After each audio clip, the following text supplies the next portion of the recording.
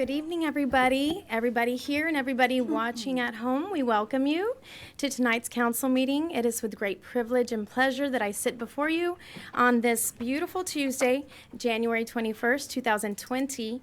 The time is now 4:31, and I call this meeting to order. We will start with our invocation and our Pledge of Allegiance. Our invocation... led by Mr. Matthew Moreno, thank you.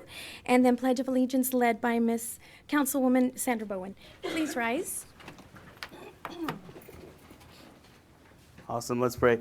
God, we just thank you for you, Lord. We thank you for another day of life. God, we thank you for what we get to do each and every week. And I'm thankful for the council, the mayor, and the citizens that are here today. God, we're thankful for a city that is just blooming again. Lord, I pray that you would continue to just move inside of these meetings, move inside of your town, Lord. And I'm thankful for the churches and everyone who plays a part in pushing people towards you. God, I pray that at the end of the day, we would remember that our joy is found in Jesus. Lord, we thank you, and it's in Jesus' name I pray. Amen.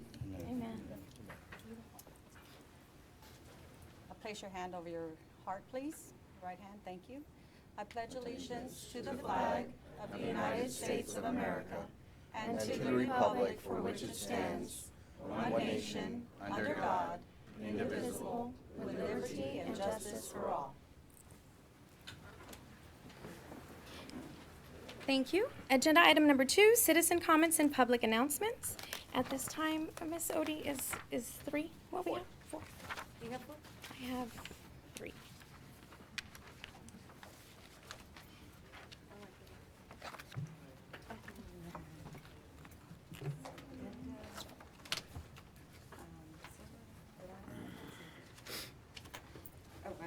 Okay, so it's 3.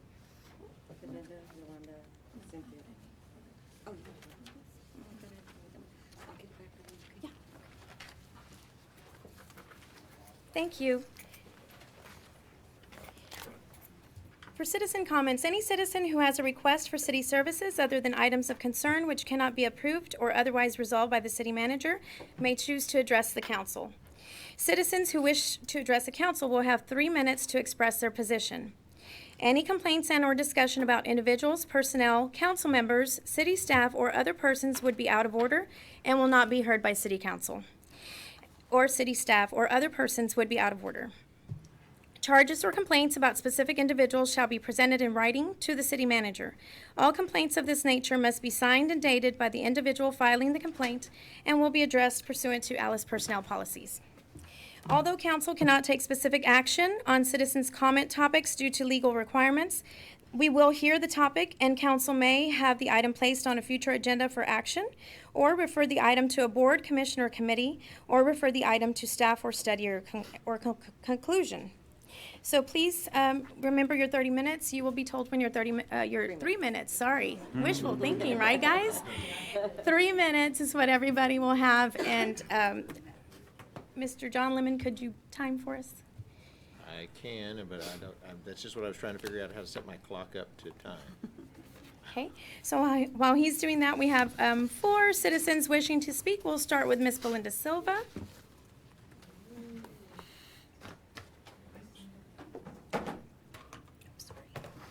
Don't start my time till I will not, Miss Silva. And if I'm a little, Actually, if you can do Yes. Okay. I mean, right here would be great. Right here? Yes. There you go. I don't want it to fall out. Okay, thank you.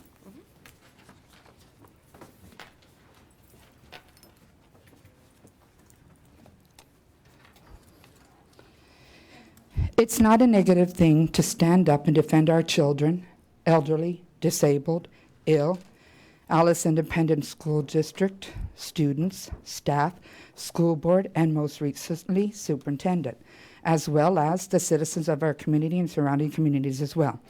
Negative behavior leads people to have to voice their opinions. Please keep that in mind.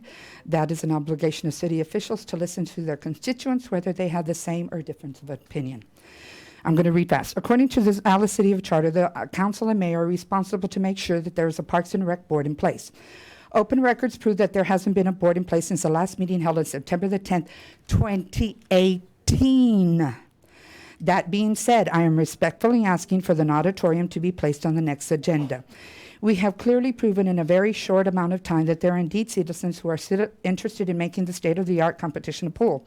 If the former auditorium academy could have raised over $300,000, then I'm sure that a dedicated committee or board, had there been in place, this would have been easy to do. The fact remains that the facility cannot be managed by one person alone who has many hats to wear already. A committee or board would certainly help with that. I would like to address how the school board and the superintendents were blamed at the last meeting as far as the, sorry, my notes. Can you stop the time, please? My notes are, and this is a disability thing, please? Okay. It's not mine. Yes, Right. please. Oh, my goodness. Then I'm going to do it. So the fact remains that the school board was blamed and the superintendent for not having a counteroffer. They received notice only 3.5 hours according to verified information on the same day that the city council meeting was held. That is not enough time. Let's also be correct that city's employees, as stated here, were given a 10% decrease in raise. Sadly, there was a parks director who was given a 10% raise. Someone said that it only took 25 cents to get to that former Anderson Park pool. Well, we bused people from the Boys Club to the auditorium for 25 cents. So we know that we have been committed. The auditorium was excellent in doing that. Now, I do want to say, when the city appointed me as an auditorium committee member, I took it seriously, but honestly, I spoke up about procedures that were not being handled correctly. I began to get cyberbullied to this date for 3 years for being fat, gay, and now physically ill with Kyrie malformation. Has made me a target. For what? For speaking up at an auditorium in a public municipality? When one person can be allegedly slandering me after a perfect, impeccable 32-year career in education with the highest honors, awards, and credentials from the city, Alice, Corpus Christi, state of Texas, and national as well, I will continue to stand up for what I believe in and the job that you all appointed me to do. Thank you and blessings to all. Thank you, Ms. Belinda. You're welcome. Mr. or Mrs. Taylor Oldroyd? Mr. Mr. Taylor? Sorry.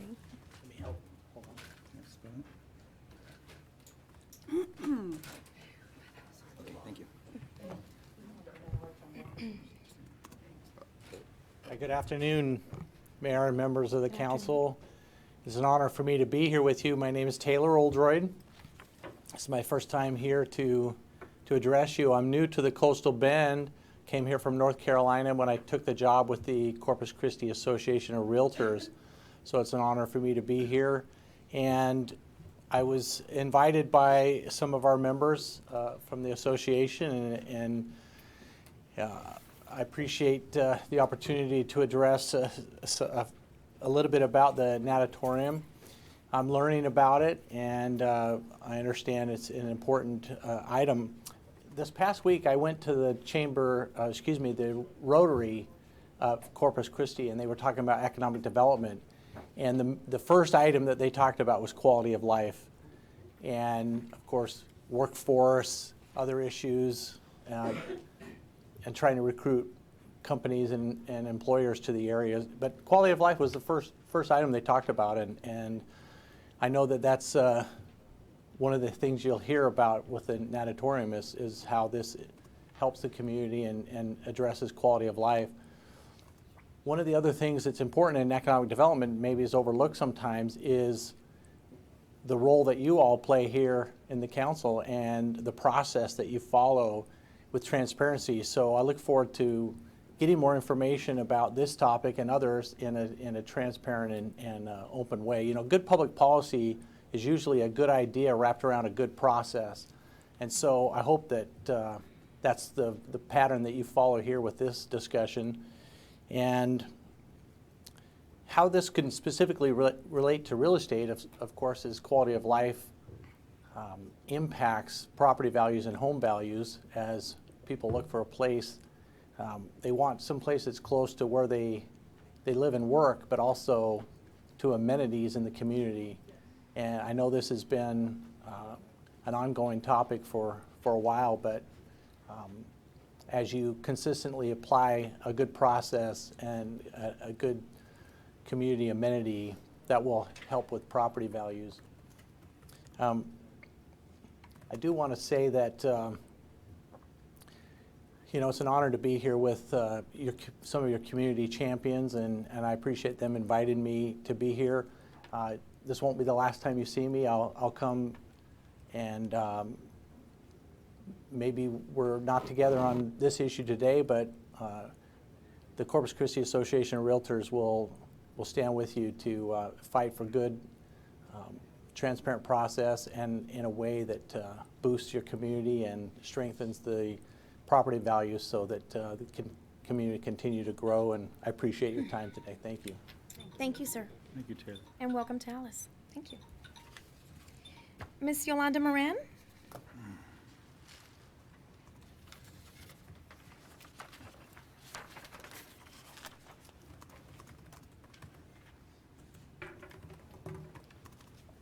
Can you let me know when I'm about 1 minute? Here, 1 minute? Yes, I will. Ms. Thank Moran. you. Good evening, Mayor. Good evening, Yolanda. See you. Great seeing you always. Good evening, council members, and some of you who are new that I've never met. Welcome. I'm here to speak as a concerned citizen, and also for the 1,200 plus signatures that you all have received as part of a petition that was turned in to the city manager on January 14th, 2020, regarding the actions that were taken by City Council on December 17th, 2019, to close and drain the Natatorium Aquatics facility, or as some of y'all referred to, the pool. I'm going to be discussing 3 objectives or 3 items. One is I'm going to be addressing the adequacy of the agenda item on December 17th, 2019 meeting. I'm also going to address requesting the opening of the pool. And finally, I'm going to ask that you consider reopening the pool and showing us the numbers. I think the public deserves the right to know what numbers you all looked at in arriving at the situation or solution, the solution that it was the best to close it. We have specifically and repeatedly have been asking for those numbers, and I want to thank the mayor because she did post those numbers. But the rest of the council, we'd like for you guys as well. And I want to address the mayor because she has been so transparent and she's been so proactive. At the December 17th meeting, she repeatedly asked for a plan and some numbers before you all decided to close and drain the pool. So going back to my agenda item, there is a concern that it failed to provide the adequate notice under the Open Meetings Act. Chapter 551 of the Government Code, the specificity of the description of the subject meeting and the action you were taking. That is a concern. Second, the council's discussion on the September 17th meeting where you discussed an agreement about your 4:30 meeting. That was not on the agenda. And it also, the 4:30 meeting places a burden on some of those at work. And we're not allowed to come up here and speak because we're at work. So take that into consideration. Also, please, thank you, Mayor, for opening up the discussion for the pool with the Alice ISD and also with the swim team. We appreciate that you are working on a plan with that and for reaching out to the YMCA. We've also reached out to elected officials who have grants. You have a grant writer. I would hope that we start seeing more grants on behalf of the pool. And finally, I'd like to ask the council, show us the numbers. We have been asking for that. Is that it? That's 3 minutes. Thank you. Appreciate y'all's time. Thank Thank you, you. Ms. Moran. Thank you. Ms. Cynthia Carrasco?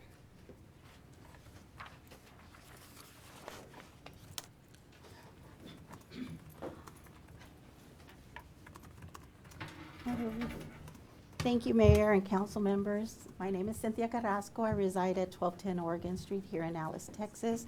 I'm going to read this because I wanted to speak to y'all in reference to the multi-use complex natatorium. I ask you, our council members, as our leaders, that you in the future refer to our facility as the multi-use natatorium and water park. When you speak of this facility in your capacity, please refer to this facility as such. You are our leaders and set the tone for others to follow.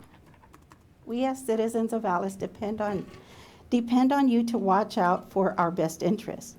We, the citizens, appreciate your public service and trust that you will always place our interest, first above all. I ask you, council, to place our multi-use complex natatorium back on the agenda to allow the public to speak and be heard, and to reconsider opening the natatorium. Please show us the numbers that justify the closure and draining of our natatorium, a state-of-the-art competition pool.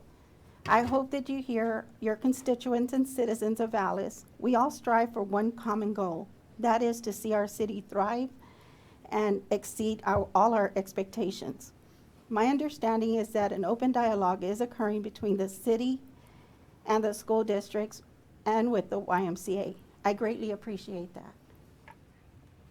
And I hope to see our natatorium open soon. My biggest concern is keeping this valuable asset's integrity intact, since my research is showing me that pools without water get damaged.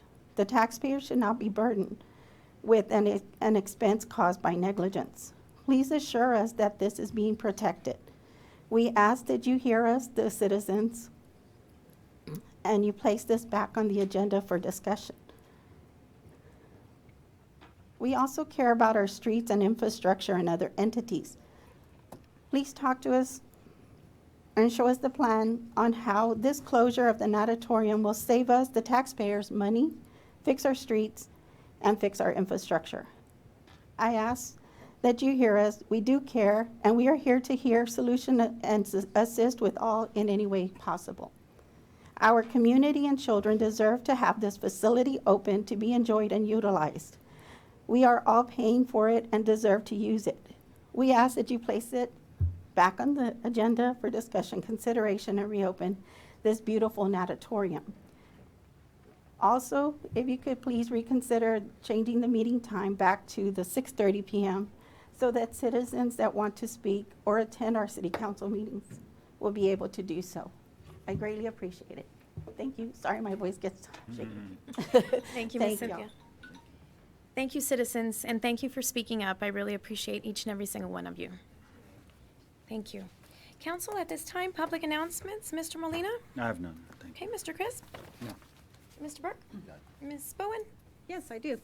I'd like to congratulate the Allegiance EMS on their new 911 units for the city of Alice. You'll see them in the community, and they have this was funded by Allegiance, and they are dedicated to the city of Alice. They have our city, logo on the back of their unit. It looks really nice. So congratulations to them, and we're proud to have them here.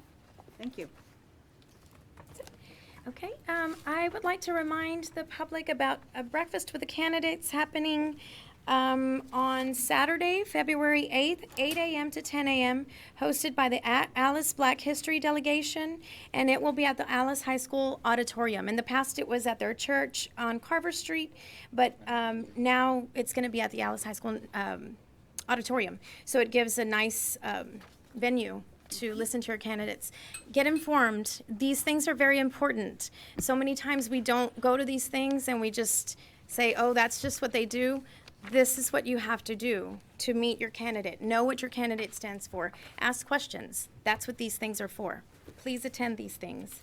The next one is Black History Month, which is hosted by our Black History Delegation Group, and this will be Saturday, February 22nd at 3 p.m. at Coastal Bend College. So make plans to, it's a beautiful event. Great music and an awesome speaker who spoke last year that is just a motivational speaker that'll motivate everybody in here. And then coming up in March, mark your calendars, Community and Family Engagement Conference and Health Fair. That will be at an 8 a.m. breakfast and 8:45 sessions beginning at the Alice High School. Saturday, March 7th, 2020, free breakfast and lunch and childcare for Alice ISD students ages 5 through 11. Pretty awesome. mention that one also. Yes, the Friends of Scouting Breakfast, that's February 12th. That's 6:30 a.m. to 8 a.m. at the Church of Christ. Mr. J.M. Lozano will be a guest speaker there, and I know Miguel Casares has worked very hard on that event as well. So a lot of great positive things going on in our community. Always look out for the positive, just like everybody in here today. We look out for the positive, you look out for the positive, and we'll end up with a positive. I thank all of y'all for voicing your concerns and opinions, and I encourage that always. We are your employees. We work for you. Thank you. Okay, moving on. Thank you, council. Agenda item number 3, introduction of newly hired police officer Manuel Garcia and dispatcher Joseph Hassel in the Alice Police Department. Come on up, gentlemen.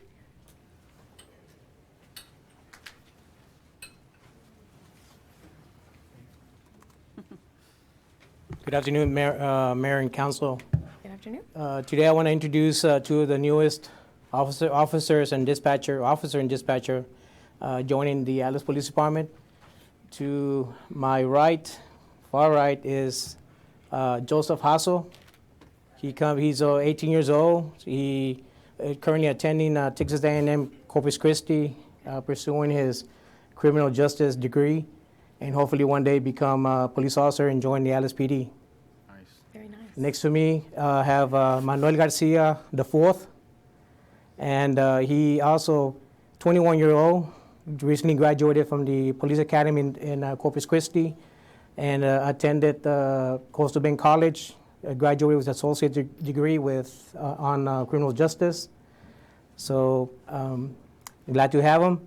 Welcome, gentlemen. So Officer Garcia and telecommunicator Hassel. Awesome. And I'd like to point out, Mr. Cheto, if you'd point out to the family lineage with Mr. Hassel, he is one of One of three that I have currently. Yes. that are in law enforcement, and we appreciate the family because it takes a whole family to believe in a job that requires so much. Thank you to your family, thank you both, thank y'all so much, and welcome to Alice PD. Would y'all like to take a picture? Love a picture. Thank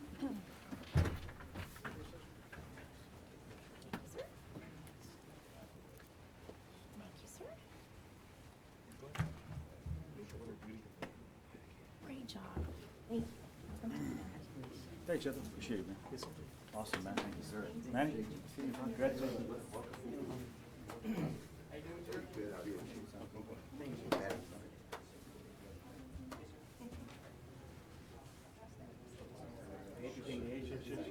The camera makes him look bigger.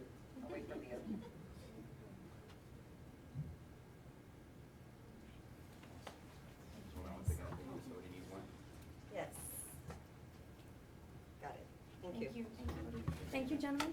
Welcome to the family. Thank you. Good job, Chief.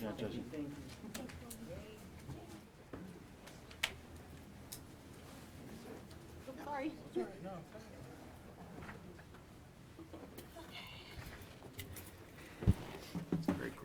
Agenda item number 4, information from City Manager, presentation of Government Finance Officers Association Certificate of Achievement for Excellence in Financial Reports. Thank you, Mayor. I just wanted to let you guys know and the public know that our City of Alice, through our Finance Department, received a Certificate of Achievement for Excellence in Financial Reporting from the GFOA, which is the Government Finance Officers Association. This is for our comprehensive annual financial report that ended September 30th, 2018. So once we get an audit done, if it's a clean audit, it goes to the GFOA, they review it, they make a recommendation for Certificate of Achievement. It shows that the accounting principles are followed. It shows that we have proper controls in place for financial reporting. Lots of tedious work. Our finance department goes through a lot to make sure that everything gets done properly. So I wanted to recognize Roland Ramos, our finance director. He does get an award also, an award of financial reporting achievement also to the director of finance. So Very nice. congratulations, guys. Roland and his team. Yes, congratulations. Great job. Thank you. Thank you. Finance, Roland. Okay. Good. Mr. Esparza? Yes. Okay. Agenda item number 5, discuss, consider, and act upon approval of city council minutes for the December 17th, 2019 city council meeting. council.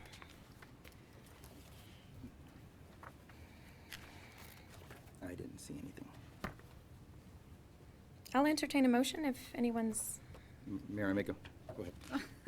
Okay. Mayor, I make a motion to approve the city council minutes for December 17, 2019. Second. okay, all in favor? Aye. Opposed, same sign. Okay, motion stands as stated. Agenda item number 6, discussion regarding drop-in sales tax allocation. Mayor, Council, I wanted to bring this to you guys' attention.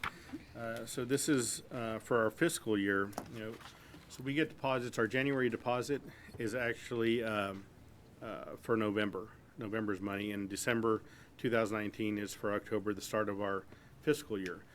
So we look at this based on fiscal year, not necessarily on calendar year. But this is the second month in a row that we've had a drop in sales tax for the city of Alice. And we budgeted $508,000 a month, and the numbers that came in for December was $462,000, and in January is $413,000. Now we based the 508 based on previous years. So to give you an idea, fiscal year 2019, our sales tax revenue was our budgeted amount was $6,350,000. We ended up with $6,295,000 is what we ended up with. So usually, and you know, when you have two drops in a row, depending on what it is, I'll give you an example. What happened last year? January, February, March, we had a drop from the budget, but also a drop from the same period last year. And as we look at these monthly, we started off with a $99,000 surplus. Then it dropped in on your chart. You show January. It dropped to a $69,000 loss, then a $29,000, and then a $17,000. So we were minus $17,000 from projection. And so typically when I look at these, I'm looking at whether it's going to be, I consider it like a minus or minus plus, you know, from looking at from the deposits we get based on our budget, then also based on same period previous year. And this one is only 2 if we count this budget, but what it is, it's a larger number, so we're under $143,000 already. If it would have been in where it was last year in the 16, 15,000, even 20,000, we continue on, wait till the next month and see if it gets any better. But 143 is a big number. And so what we're looking at doing, and later on in the agenda, is modifying our budget and taking about close to $200,000, maybe $175,000 out of the budget to stay balanced. And because of this type of drop, we monitor monthly. So we may be bringing budget revisions next month as well. It's concerning a big number like that to drop based on our budget. So last year we budgeted $529,000 a month. This year we budgeted conservatively as well, $508,000 a month. But the drop is just larger than what was expected. We are, so we can request, and we have, they're called confidential reports to see where the drop, what industry is affected that's not bringing the sales tax like it was previous year. And our finance manager is in the process of gathering and all that, so we can kind of see where the trend is coming from. But this is to let you guys know that it is lower than what expected. And this is 2 months into our new fiscal year as far as the deposits. Council, any questions? Ms. Bowen? No, not at this time. Thank you. Mr. Burke? All right.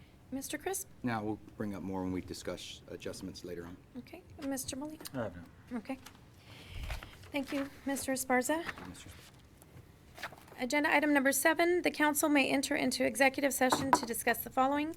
A, attorney consultation pursuant to section 551.071, Texas Government Code to receive legal advice in connection with the civil service class action, classification, and strength of force ordinance for the City of Alice Police Department and related legal issues. And B, attorney consultation pursuant to 551.071, Texas Government Code to receive legal advice in connection with proposed amendment to the City of Alice City Charter and related legal issues. The time is now 5 o'clock, and council will enter into executive session. Thank you.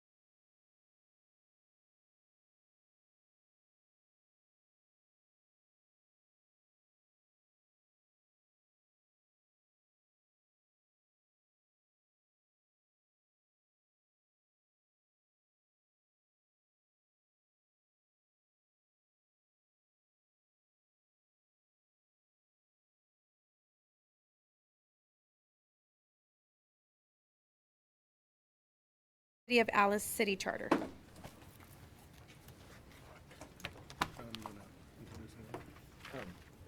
Yes, Mayor, and we'd like to have Mr. Rick Novato brief presentations and recommendation in regards to these items. Thank you, sir. Okay. Good evening, Mayor and council members. Council members Molina and Bowen, I've met you for the first time today. Welcome. I've worked with the city for a while now as the civil service attorney, as well as a collective bargaining attorney. This item on the strength of force ordinance is on there after consulting with administration about it. It came to our attention that the current, under civil service law, the council establishes the rank structure as well as the strength of force in each of those positions. And that's a function that's sort of separate from, but has to be coordinated with your budget process and your budget ordinance. So one of the things that had come to our attention is that in the current sergeant rank, the ordinance is saying 15 authorized positions, when in reality you only have 8 budgeted positions. Furthermore, it's my understanding from talking to the chief that historically more than that has never been filled. So in order to line those things up and remove any kind of legal questions that might arise out of it, it's my recommendation as your civil service counsel that you amend this ordinance to modify the authorized positions to be in line with your current budget, which means that you would modify the sergeant rank from 15 to 8 instead.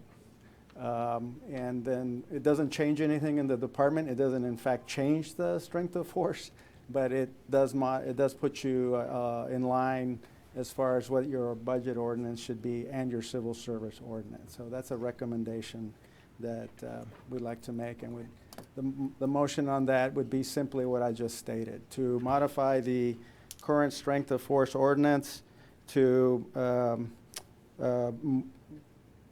put the number of sergeant positions in line with the current ordinance, which is 8. That means moving it from 15 to 8.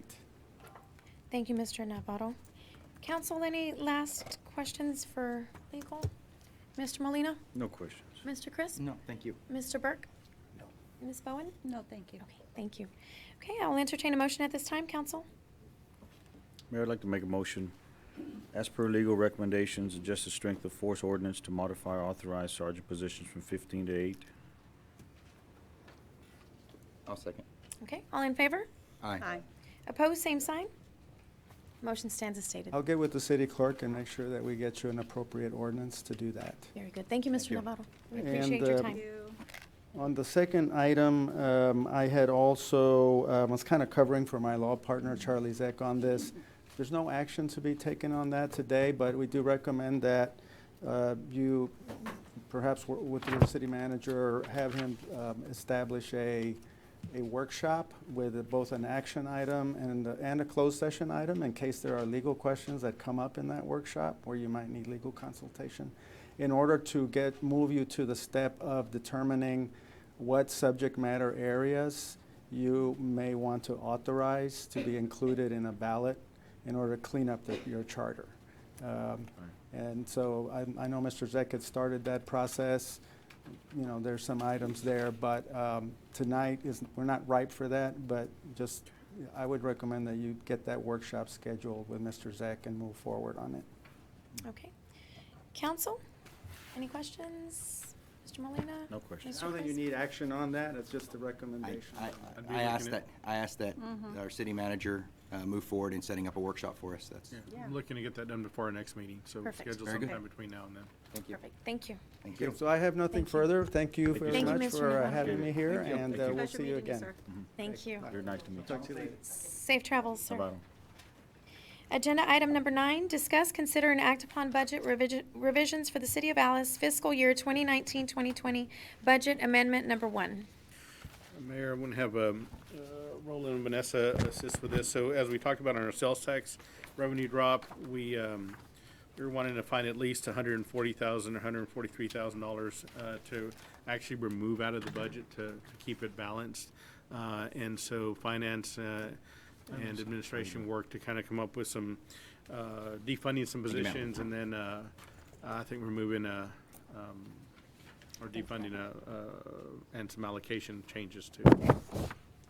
We need to keep in mind that this is only 2 months in. Right. That we're having to make adjustments. Mhm. So I'm sure, I'm sure they're over there scratching their head trying to figure out where all this is gonna come from because we're at the beginning of this. So Mhm. thank you for staying on top of it. So if you look at what we had on our budget, under administration, we had some additional duties as assistant city manager, risk manager, the 15,000 we put in there. And these were kind of just cushions on some things, just like, and so we're gonna unfund those. We had an evidence crime scene specialist position that was funded. At times, that's been back and forth as a position, but it's been additional duties a lot of the time, so that's gonna be moved as an additional duty. We have a parks maintenance worker that's unfilled, and that's gonna get unfunded as well as the inspection building official. And then we're allocating some of the airport project manager, and that's something we split with the county, but our contract public works director Victor Sines is doing a lot of those duties, and so we're going to pull some from there and adjust what we're paying on him as well. And so that totals $174,000, which gets us over the 143 that we're down. And we'll see, and we monitor the sales tax. It comes in about the 11th of the month, and we'll see how the next one looks. And we may have to come back with some other things. Council, any questions? Ms. Bowen? No, ma'am, thank you. Okay. Mr. Burke? Yeah, just 2 quick questions. Who's going to be doing the who's going to be the official building official for the city? We have contract people that are doing that right now. Right. We had put that in there to see if we wanted to, we have both, so we had put that in there to see if we were gonna try to utilize one person to do the inspections but and that was something we had talked about, that's why we included it in here. Mhm. But it's still gonna happen, we still have our inspector doing that. We have a plumbing inspector and an electrical inspector that are fulfilling those duties. And then on evidence crime scene specialist, would any police officer be qualified for that, or does that require any special training or certifications for that? I don't, Cheto, you back there? Chief. Chief Pettis, the evidence crime scene specialist, any training and things that have that for that position? Yes, they will require some special training, but I have somebody in mind that can still take care of that situation, that position. Okay, thank you. Mr. Burke? Okay, thank you. Mr. Crisp? And I may have missed it, but are some of these adjustments just for unfilled positions to date? In that I mean, like, we still plan on trying to fill the position, but up to date, we have an adjustment because there's been no payroll going out because of it. No, these are, the airport project manager transfer, that's something that's fluctuates a little bit. The other ones, the inspection, that's an entire position. The parks maintenance worker, an entire position. And the evidence is an entire position. The 2 risk manager, assistant city manager, we're just kind of, we had them in there in case we need additional duties or something like that. Okay. Yeah. Okay. That was it. Thank you. That's it. Yes, sir. Mr. Molina? No, I have no questions. Okay. So basically, these are positions that weren't filled and can be done by somebody else in the department where they're being removed. So no job loss. No. All right, council. Thank you. I will entertain a motion at this time. You're right. Mayor, I make a motion to accept budget amendments as presented. We need to adopt or amend the budget by ordinance, and so the motion would be appropriate to adopt an ordinance amending the budget, and you can say as presented by the city manager, and you can do it in that fashion. You can specifically go down. Okay, thank you, Mr. Mayor. Okay. Mayor, I make a motion. Whoa, that got really loud all of a sudden. Hello. Well, I speak too quiet, and so Jim turns it up. Thanks, Well, Roger and Jim. Thank you. Well, Mayor, I make a motion to adopt an ordinance amending the budget with items as presented. Second. Okay. All in favor? Aye. Aye. Opposed, same sign. Motion stands as stated. Agenda item 10, discuss and hear presentation from Bill Norris with Norris Leal PLLC regarding Texas Water Development Board Phase 2 Reverse Osmosis Water Project, alternate secondary source of water. Good evening, Mayor, City Council. I'm just here kind of give you an update as to where we've been and where we're going. This time last year, we were discussing, the Phase 1 of the project. Just to reiterate what Phase 1 is of the desalination project is a test well, a production well, all the design and environmental work that is taking place to get us shovel ready for Phase 2. So the loan closed in November, which means that kind of put us, if we started in January and the loan closes not till November, it kind of put us kind of behind of what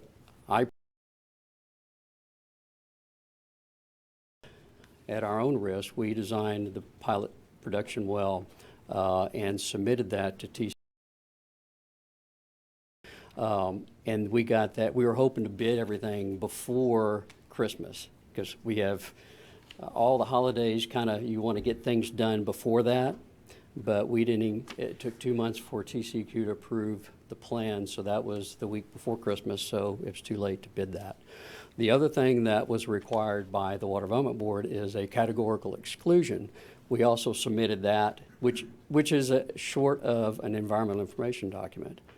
Since all the construction was going to take place on site, that they were going to give us this rapid approval. Well, we submitted that in October. We got approved in January. So really it took 5 months for that quick turnaround. Not exactly conducive to just hitting the ground running. There's a lot of things. So that was published, I believe, Sunday in the paper, the categorical exclusion, correct? So there's 30-day comment period. So we're overlapping this. We are advertising the well and the pilot well and the production well next Sunday and the following Sunday and taking bids on that the day before your next meeting. So you'll have a blank item on your agenda, so that next day we'll have a full package to review that for you. That's really the only way to get this thing moving as quickly as possible. So the million-dollar question is, what is the water quality? So that's what the test well is for. So the test well, we should have water quality to finalize everything to move forward 100 miles an hour by probably April. So once we have that, then we finalize all the different environmental documents, the design, and we expect to be shovel-ready by September of this year.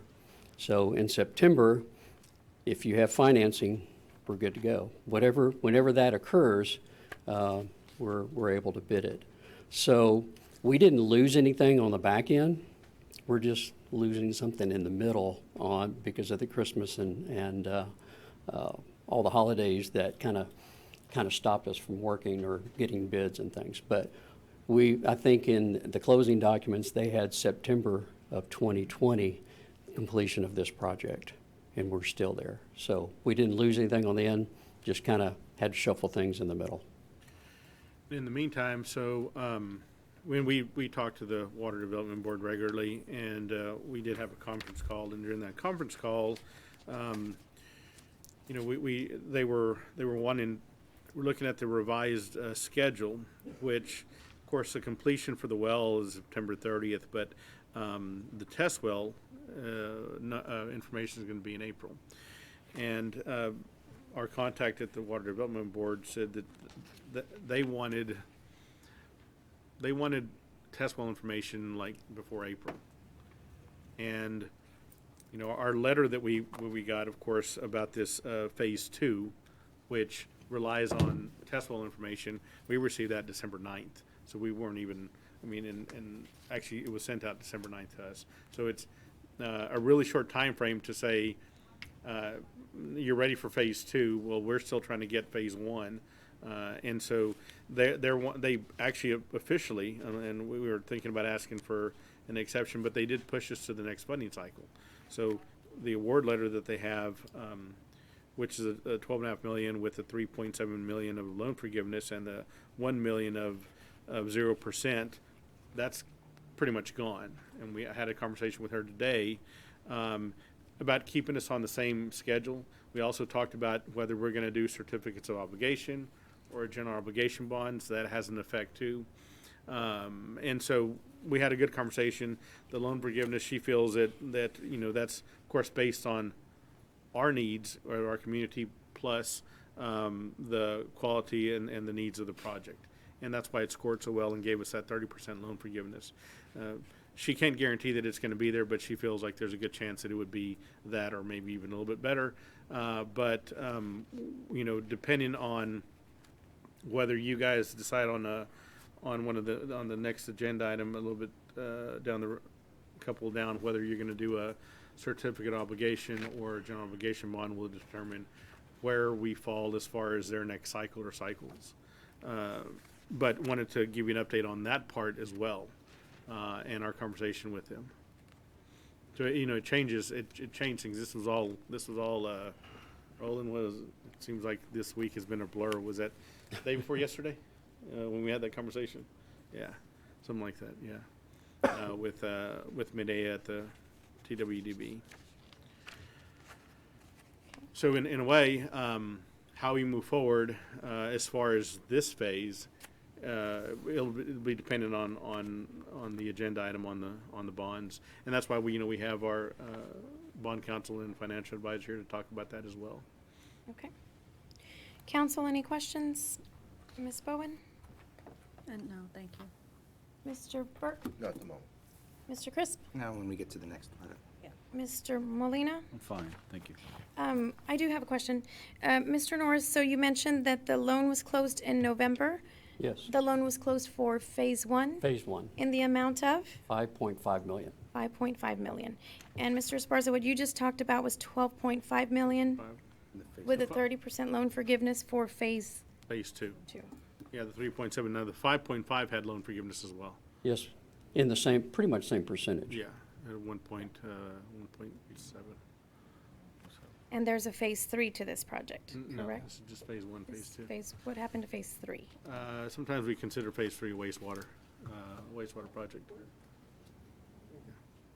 But it wasn't part of this. It was just another Texas Water Yeah, Development Water Board. Development Board, we have. Yeah, but it wasn't actually part of this particular project. Technically, we were Originally, we considering, talked phase 1, 2, and 3, we did. I don't ever remember a we phase 3. talked phase 1, Yeah, we did. water, phase 2, wastewater, phase 3, this one. But this is phase 2 of the water. Yeah, So we shifted. yeah, on how we consider them, how we're considering them, because But this is a project only had, this This one only had individual as a project only had 2 phases. yeah. But our water development board projects, we have 3 Had Yeah. 3, in line with them. Yeah, yes. yeah, Yeah. but I was talking about this one as a project individually, because that's what Right. we're talking about right here, is this But we're one. talking about Yeah, the at the end Texas of Water phase 2, this Development project will Board be 2. complete. But it's talking about. But it's all in one. The reverse osmosis, no, It's the secondary water source that we're Correct. talking about. yeah, but Correct, wastewater right, isn't Mr. Norris? secondary I'm Yes, that's asking water. Mr. Norris, correct? Correct. Correct. Thank you. It's, It is. did I get you? Wastewater isn't a secondary water source, it's a No. wastewater No. project. No, that's not what he said. Correct. This is drinking water. It's a drinking water, not wastewater. Correct. Thank you. Okay. Okay. Thank you. Thank you. Thank you, Mr. Norris. Thank you. Agenda item number 11, discuss and hear presentation from Estrada Hinojosa, financial advisor regarding financing options for Texas Water Development Board Phase 2 reverse osmosis water project, alternate secondary water source, and other infrastructure improvements and financing options.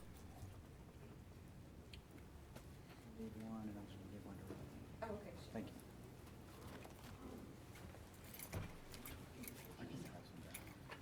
Thank you, ma'am. Thank you. Thank you, ma'am.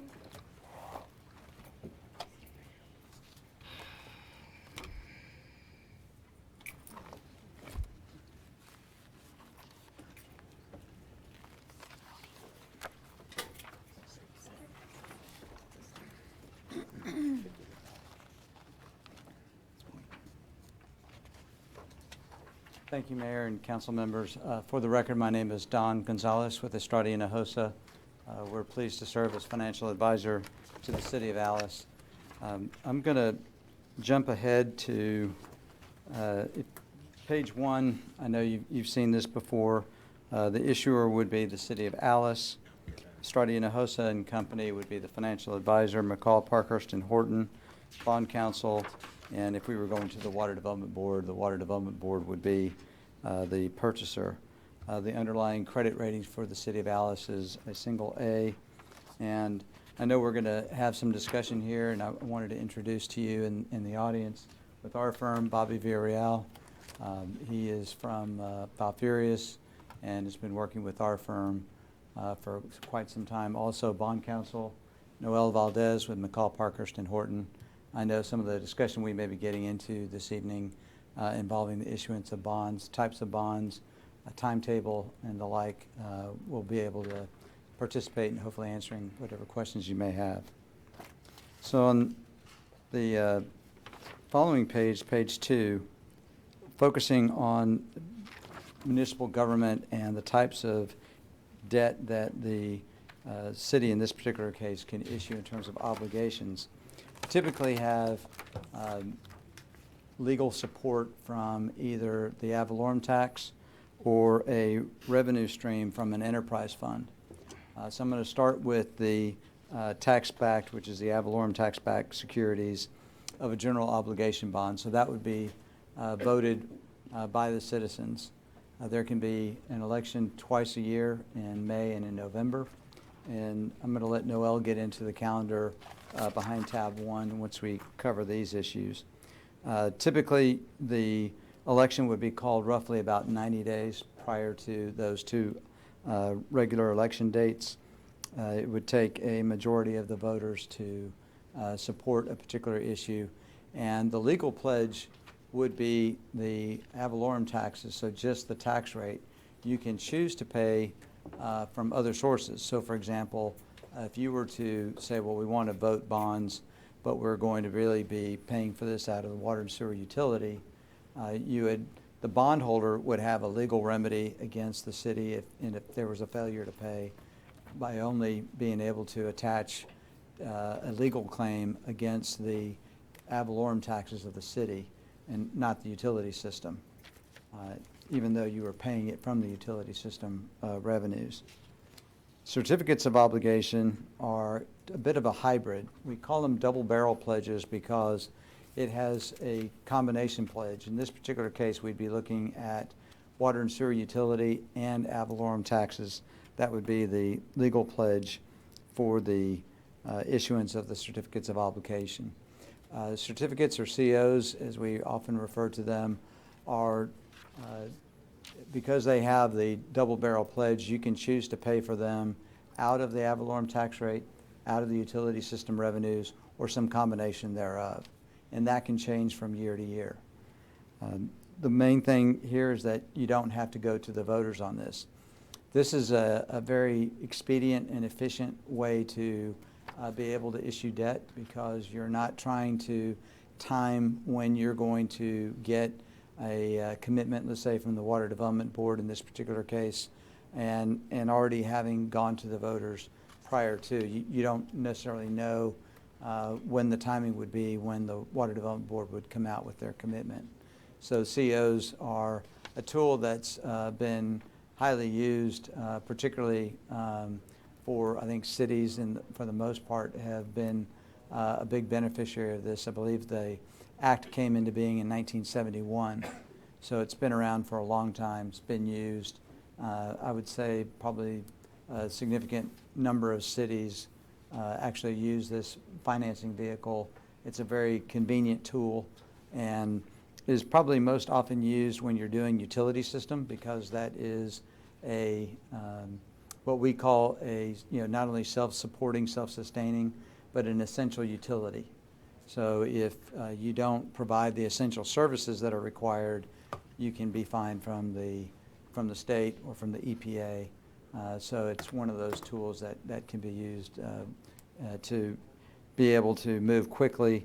And at the same time, there is a petition period So voters can, during a 45-day period in which you have to give notice to the public, they can, if 5% of the registered voters pull together a petition, they can actually force to go to a bond election.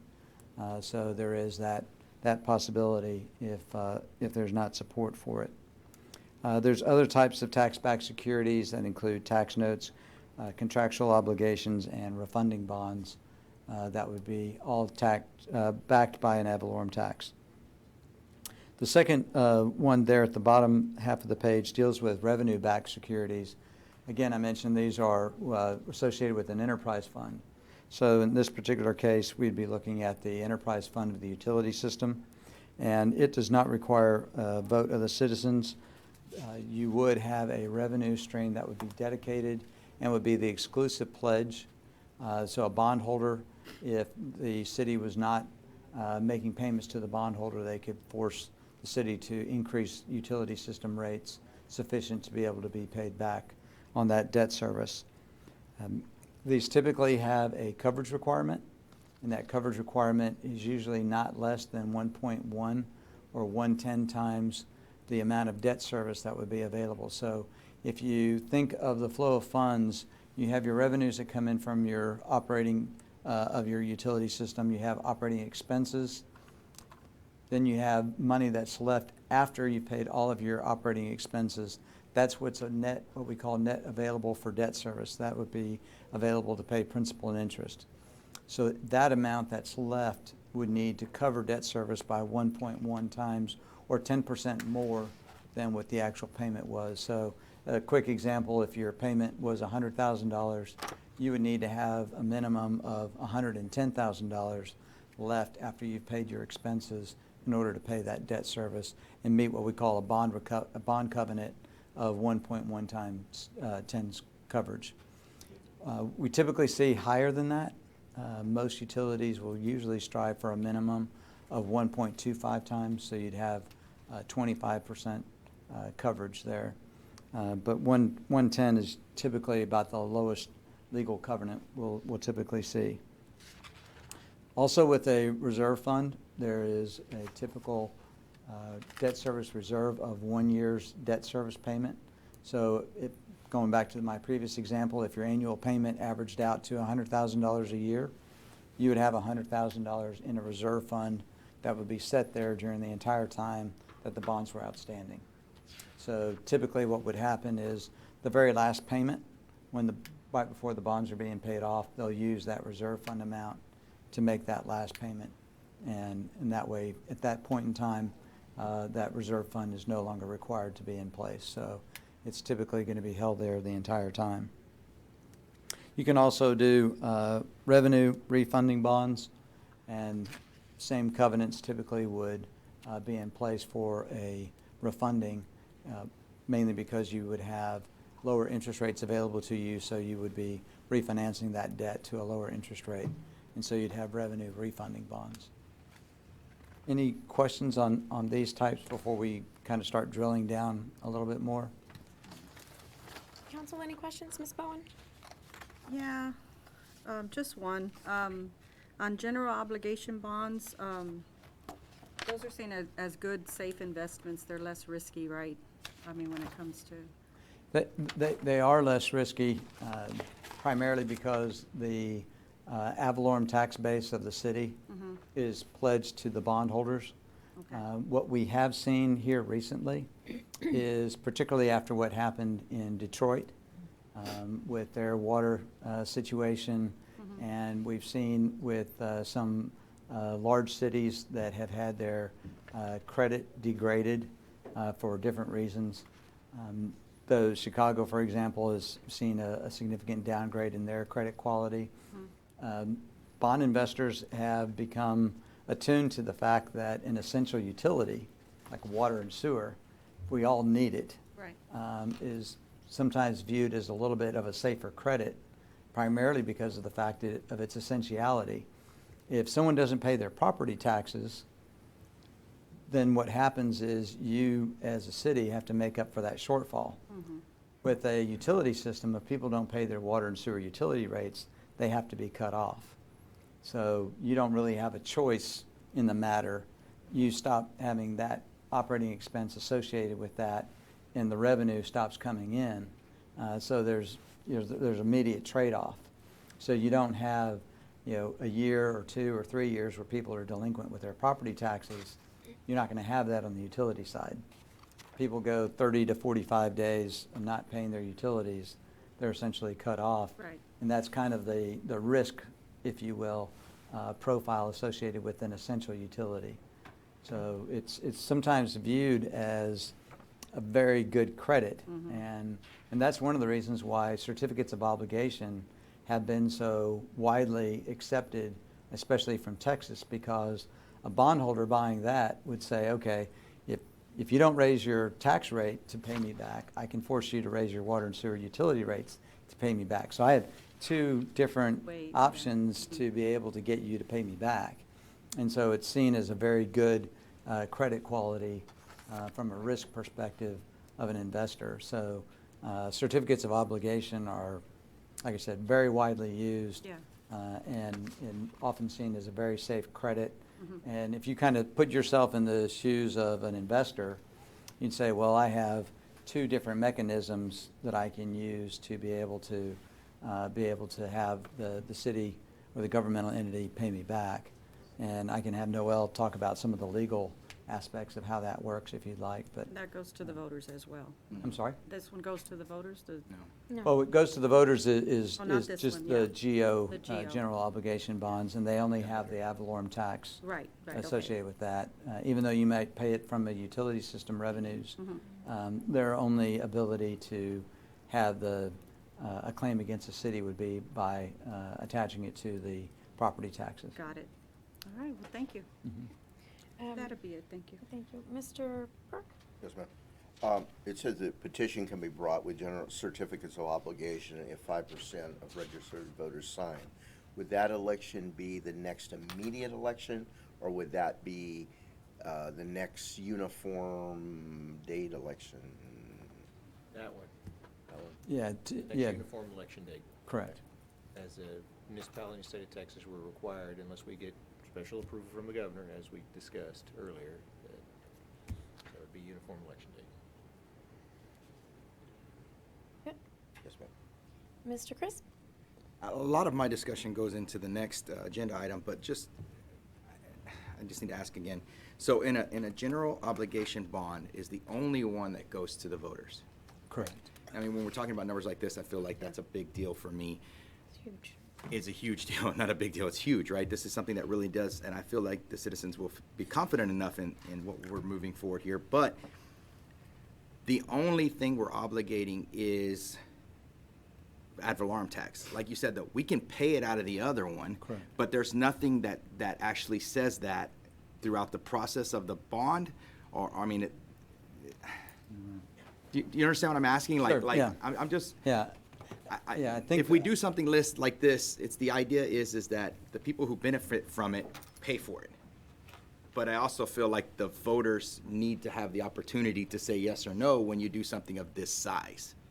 Right. So I just want to know that if it can be stated that way, or how does it cover when it comes from those fees and rates and just the utility fund as a whole? Yeah, let me try to answer. Again, Noel Valdez with McCall Parkerson Horton. Whether you vote general obligation bonds or you issue certificates of obligation, either one of those securities, first, both of those securities are going to have an ad valorem tax pledge, but either one of those securities, whether general obligation bonds or certificates of obligation, can be paid with revenues other than ad valorem taxes, including your waterworks and sewer system revenues. That'll be a decision that a council will make from a year-to-year basis. But ultimately, what a bondholder's looking when they're purchasing, whether they're general obligation bonds or certificates of obligation, they're looking at the city's obligation to levy an annual ad valorem tax to pay those two securities.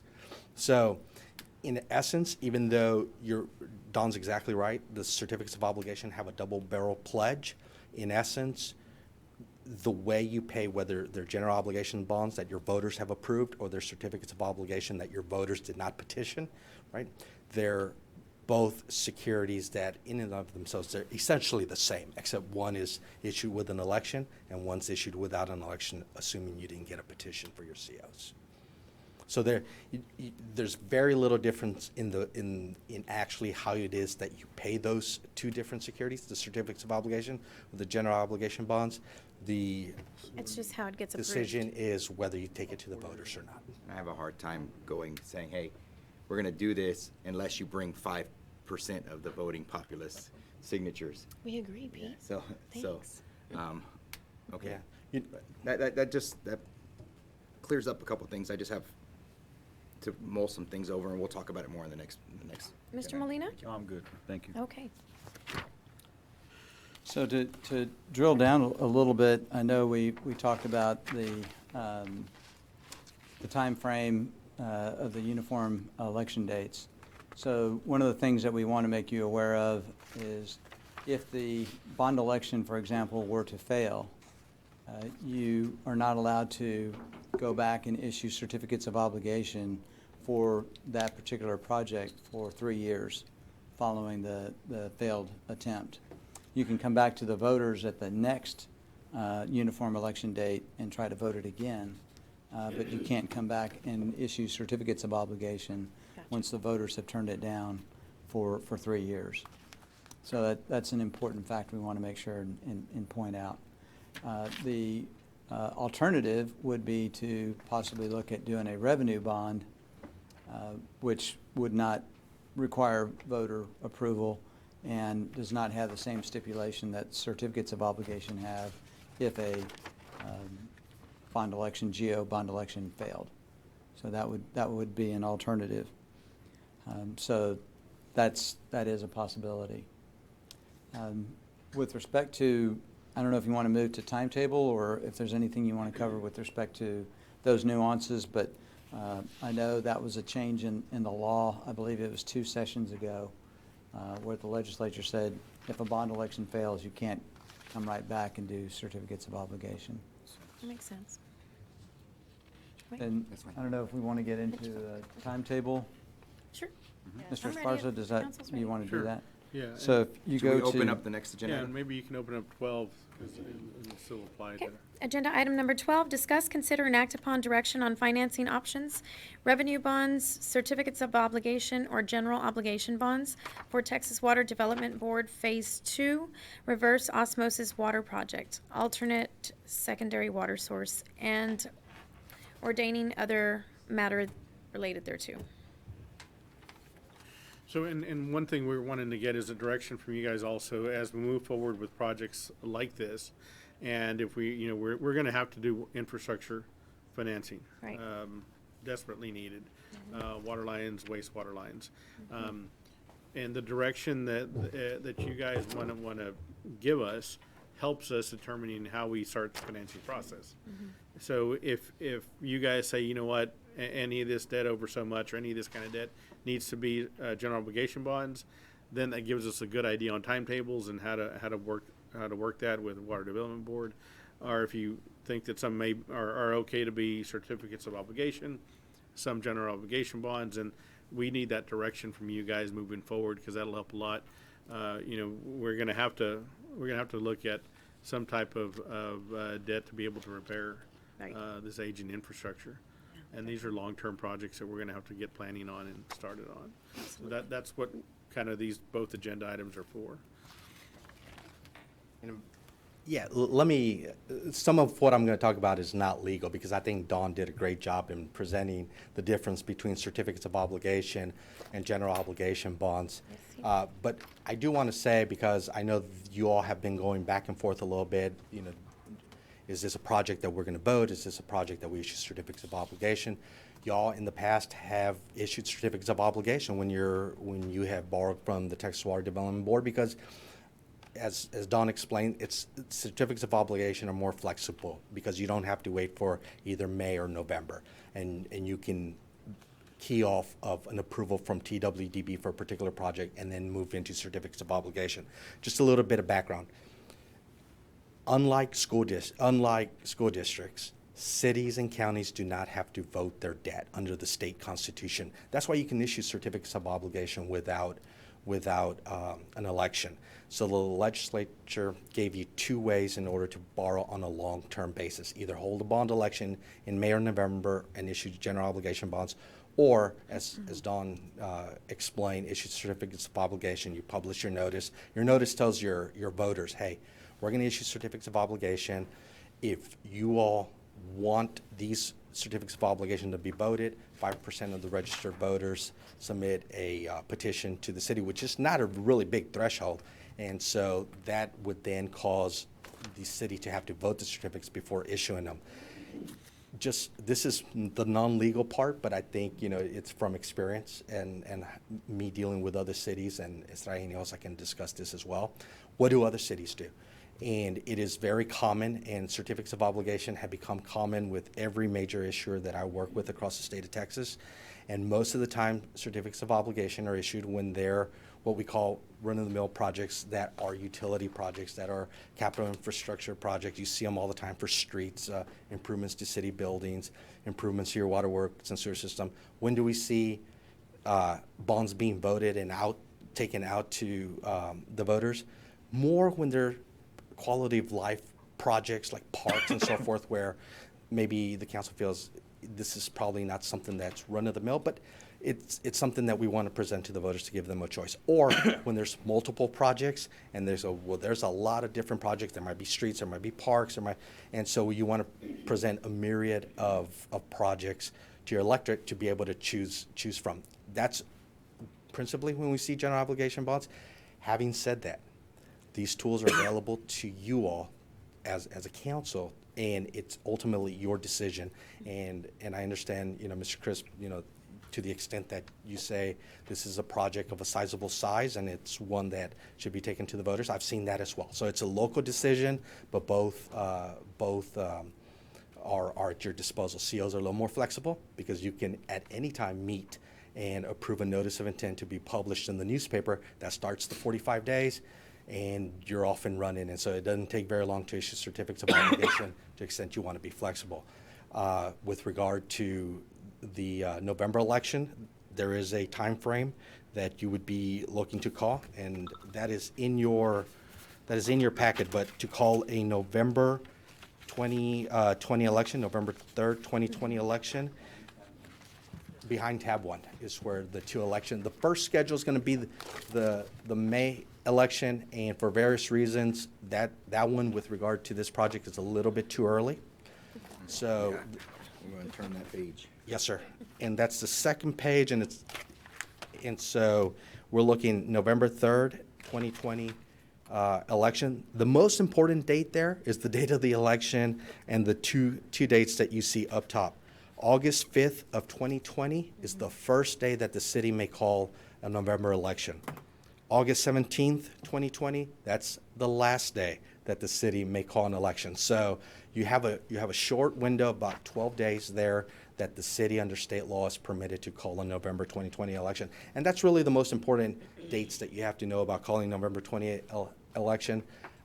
If the council would pursue that, we would assist with the drafting of the election order and then assist with all the other dates you see down there with publication, all those. We would assist you all in meeting those dates. And I'll be happy to answer any questions that y'all might have. Okay, But Mr. those Molina? are, yeah. Mr. Molina, any questions? No, not now. Okay, Mr. Crisp? Nope, that gets it there. Mr. Burke? No. Ms. Bowen? Not right now, thank you. Okay. I think we're good. Thank you, sir. Now the question. I think one of the things that we want to make sure that we bring to your attention is if you were to take the example of what we have, or had, I should say, maybe currently with the Water Development Board for the phase 2 of the water improvements. There's about, let's round numbers, let's call it $4 million of loan forgiveness.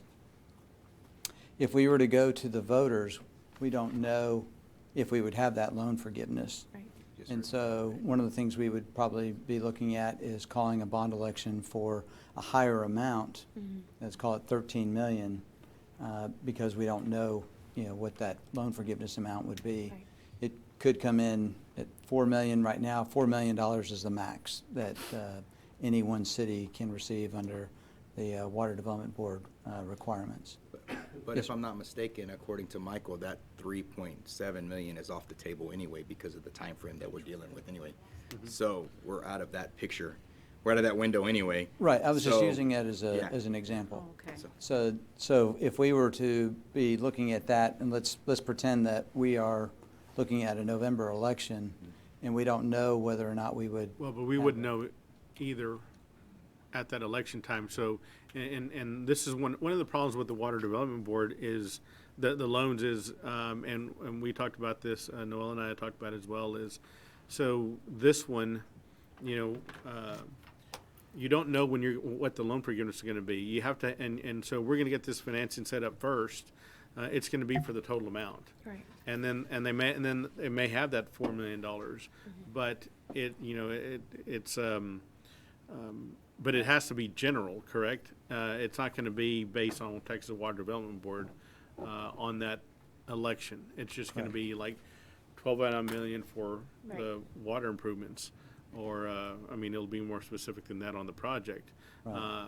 But then you have that ready, and then we submit again. But if we don't get funded, or, like one of the things that makes this project better for us is that loan forgiveness, because it lowers the cost of producing the water.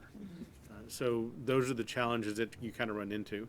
Plan for the worst. So, it will be a higher number we would be looking at, but, and we're pretty confident that there'll still be loan forgiveness, and hopefully it'll be the same amount or even just a little bit more, maybe to hit that max of 4 million. But I did talk to the Water Development Board today, and she said, yeah, there's no guarantees because it hasn't run through the scoring again. This application, we'll resubmit it, but it's not a brand new application. It's already on file. But she said there's no guarantees for the 3.7, but it scored well this last time, and they should get funding and should score well again. So Right. those are things to consider as moving forward. We know what's going to be on a ballot. We just want to make sure that you're not necessarily thinking, oh, well, why don't we just go to the voters for $8 million, because we won't know that. We have to go for the larger amount. But this is where we could also evaluate our future needs, Sure. streets, infrastructure, all the other wonderful things, and just do a big sum. Right, And have it part of a bigger election. right. And as far as being able to have multiple items on the ballot, You'd have multiple propositions. Okay. right. So you wouldn't necessarily put streets and water and sewer utility on the same 10 pages. petition, on the same ballot item, rather. Correct. So we would have to do, okay, this Multiple, amount yeah. is for streets, this amount is for infrastructure, this amount is for phase 2. Right, The voters decide Secondary water exactly source. Right. what they want their money spent on. right, Gotcha. So one could pass but not the other, and vice versa. correct, Okay. right. So we just want to make this really more informational, and we wanted to make sure we. What we could tried- also do, as what you recommended before, is not just do the certificate of obligation, but the other for another project. And like the bigger project, send it to the voters, and then the other one, we decide if we could just do it. On the wastewater, you mean? Uh-huh, Like a revenue bond? right. Like, yeah. Well, the revenue bond is Then- no voters' approval, right? No, the general Correct. obligation would Well, be that's what she to was go saying, to the but I don't- voters, Yeah. like possibly the bigger chunk, and then us do the certificate of obligation. Right? Correct.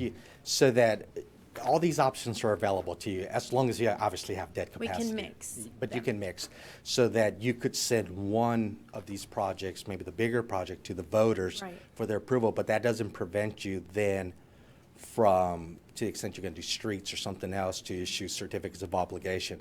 And when you do certificates of obligation, you can actually put multiple purposes in one notice. Okay. And that'll notice the entire, like you were saying earlier, do the Okay. entire projects with one series of certificates of obligation. Not so with general obligation bonds. When you vote them, there is a requirement that you do provide individual propositions to your voters if you're going to hold an election. Got it. Okay. Council, any other questions, Ms. Bowen? No, I'm good, thank you. Mr. Burke? No, ma'am. Mr. Crisp? No. Mr. Molina? Good. Okay, thank you. So what we're looking to get is direction from you guys, kind of as an action on how to move forward with these projects, and whether you guys want us to look at general obligation bonds or certificates of obligation, or how do y'all see that? Do you want a motion, or you just want actual for us to just give you direction? Because Number 12 is act upon direction. You'd have to do a resolution telling him to do whatever instruction if you wanted to do it in those regards. in my personal opinion, I think for this big ticket item for the water source, I think that we rely on the voters to know where we stand and the fact that we're trying to reach a greater good. So I would actually go towards, my personal opinion is for the sorry, I want to make sure I get it right. General obligation. Yeah, the general obligation, yeah. And take it to the voters. When it comes to other matters, it's hard to honestly for me to state, because we don't have dollar amounts and we don't know the extent of the project. But for a project of this side, I think that we go for the general obligation bonds. And council, any thought on that? I agree. Like I said, you know, I asked the question if it was the safer route to go, you know, and it's less risky, so I would definitely look into general obligation. I'm always about the voter. Yeah, too. I think, I'm always about the voter Ma'am. deciding what, especially yeah. Something like this. size. Yeah, and I think that for the most part, a lot of the savings and a lot of the debt will be able to be paid by the utility fund, so we won't necessarily be adding this on to an ad valorem increase in any shape, form, or fashion. I think a lot of the fees can come and cover itself from the water. The people who actually utilize it are the people who are going to pay for it in this one, and without knowing the extent of the next ones, I would only like to make a resolution for this particular one at this time. What about, so there's a wastewater project that we have in PIF form right now? Okay, but sadly, I don't have any of that information in front of me. Right. You know what I mean? Just dollar amounts. That was Okay, so already- what are we looking at? Can that was I interject presented. something here as we start to get further afield? That in regards to these certificate obligations and these bond issues, as they stated in 2017, that you can't go get a certificate obligation after you've had a failed bond issue. Right. There are some tricks to the trade that you can do. It depends on how you word your bond issue versus how you word your certificate of obligation. It doesn't completely, just because you have a failed bond issue, doesn't completely stop you from being able to go get a certificate of obligation. For instance, if in your bond issue you have specific streets named to go ahead and this is a bond issue, repair this street, you can still go for a certificate of obligation for general street improvements and those types of things. And all of these things are things that you all need to understand, discuss, and figure out how we're going to move forward before we decide tonight whether we're going to have a certificate of obligation or a bond issue. And you have it, we're not going to be able to hit the February deadline because we have to use a uniform election date. So we're not going to be able to hit, well, we have until February 2nd, I believe, to post. Is that correct? Between the 2nd and the 14th is the window for the May election. And, Holiday election. and so I don't think we're going to have an issue in those regards, but I'm concerned with some of the legal things that you all need to understand, some of the questions you guys are going to have just moving forward. We've had a pretty general explanation today. If you want to commit yourself and bind yourself to using one process, you can always come back and change it later on if you need, but you just need to be able to understand the different directions. So yeah, on yours, definitely on the on phase 2 of the water one, because that's the one that's kind of in play, and we have to I told her we'd let her know, you know, what we're going to proceed, because then they'll adjust that accordingly as well. But and we can bring up the other project that we have, the 7.5. We can either. I mean, we don't have to talk about that one now if you want on the direction. No, you can't, Miss Barber. It would be a good time to. Okay. Is it? And yeah, because it hits. It's under 11. Under related Yeah. thereof, so we're good. Hello? Our wastewater project, we were invited to apply, and we started an application last year in 2019, and it included water meters. We also submitted a packet requesting to use our own special projects crews for the wastewater, and that was denied by Texas Water Development Board, so we didn't submit the loan application. But we did roll over the project information form, so we got invited again this year to apply for that project. We met with Robert Vieta and last week, and it was Demetrio, Joe Sines, and Roland, and myself. Joe Salisbury wasn't in the office at that time. No. And we discussed resubmitting the force account packet with some updated information. And we're working on that to, again, ask them, let our special projects crews do the wastewater work. We have a March 3rd deadline to roll over the PIF to keep that project in the system in case we don't get a loan application submitted before August of this year. So I'm anticipating rolling over the PIF while we prepare that force account packet, because I don't know how long it'll take the Water Development Board to review it.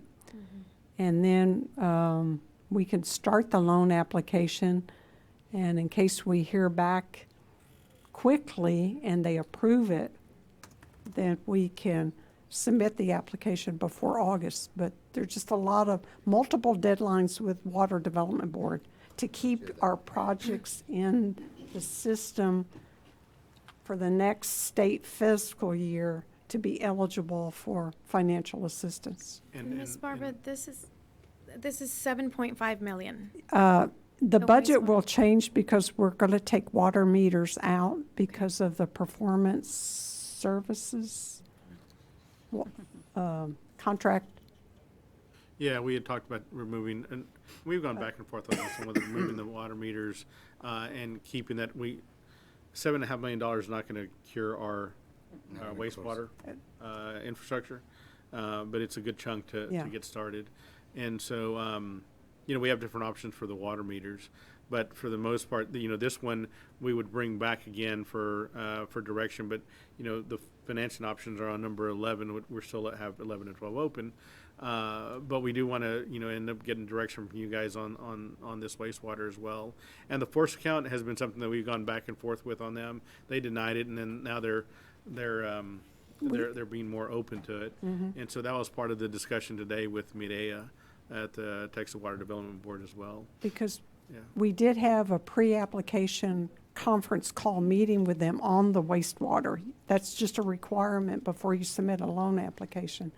And we discussed force account in depth. And so that's why we came away thinking if we resubmit with some revisions, some added information, that they might approve it. And then Forgiveness as well, correct, Barbara? These have potential loan forgiveness I on don't the think, wastewater? I don't think so. They do 0% on some of it? I have to look at the invitation again. I don't think it. I think it can be limited. It depends on the project specifically, but I think there's a potential for it. Okay. And Robert Vieta with L&V's working with us on the wastewater project, and we'll have to redo the budget, update the budget from last year. So even if it's just wastewater alone, it could still reach that 7.5.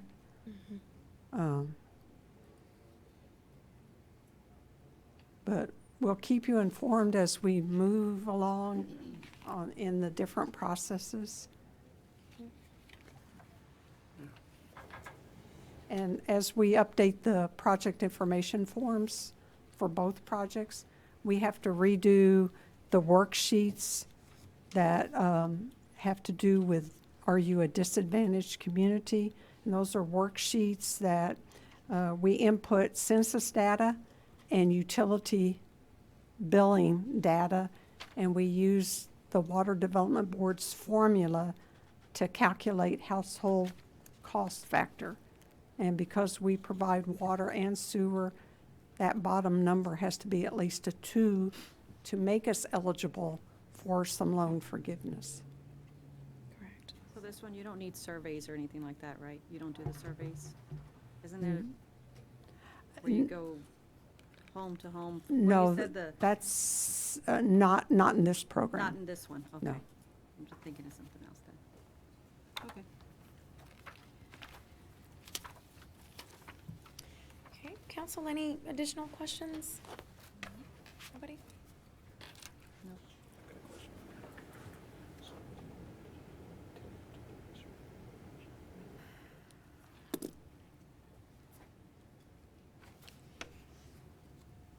Yeah, no, we getting Just wondering what's going on with it. I know. Go ahead, Robert. I'll entertain a motion at this time. Yeah. Do we need to know something? Mr. Lemon? Okay, Yeah, it's just how to word what you all need to do for him.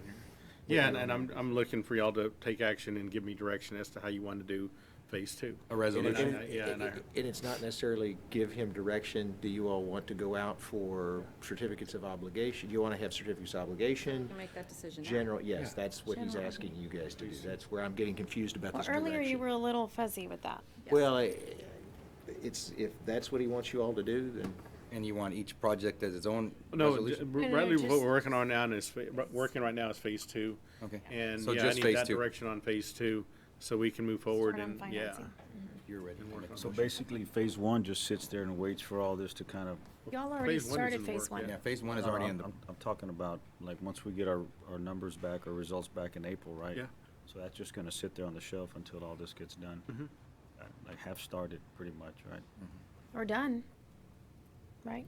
It No. should be completed, their test wells and, Right, but what I mean Phase is, one. Well- it gets put on the shelf until Well- this next phase has to get the blessing. There's some logistics that'll be, and I think Yeah, we're that also won't be- exploring other options in going out for RFP or RFQ, if I'm not mistaken, for people to come in and actually perform that secondary plant portion of it. I think that there was some discussion in that also, and I think that we actually made a, we have an RFP out that's we gonna come in RFP'd on that in the 28th. last meeting for them to go out and do that. So we're really exploring a lot of options, and this is just one that if we have to take out a chunk of money Right. of this size, we need to, so.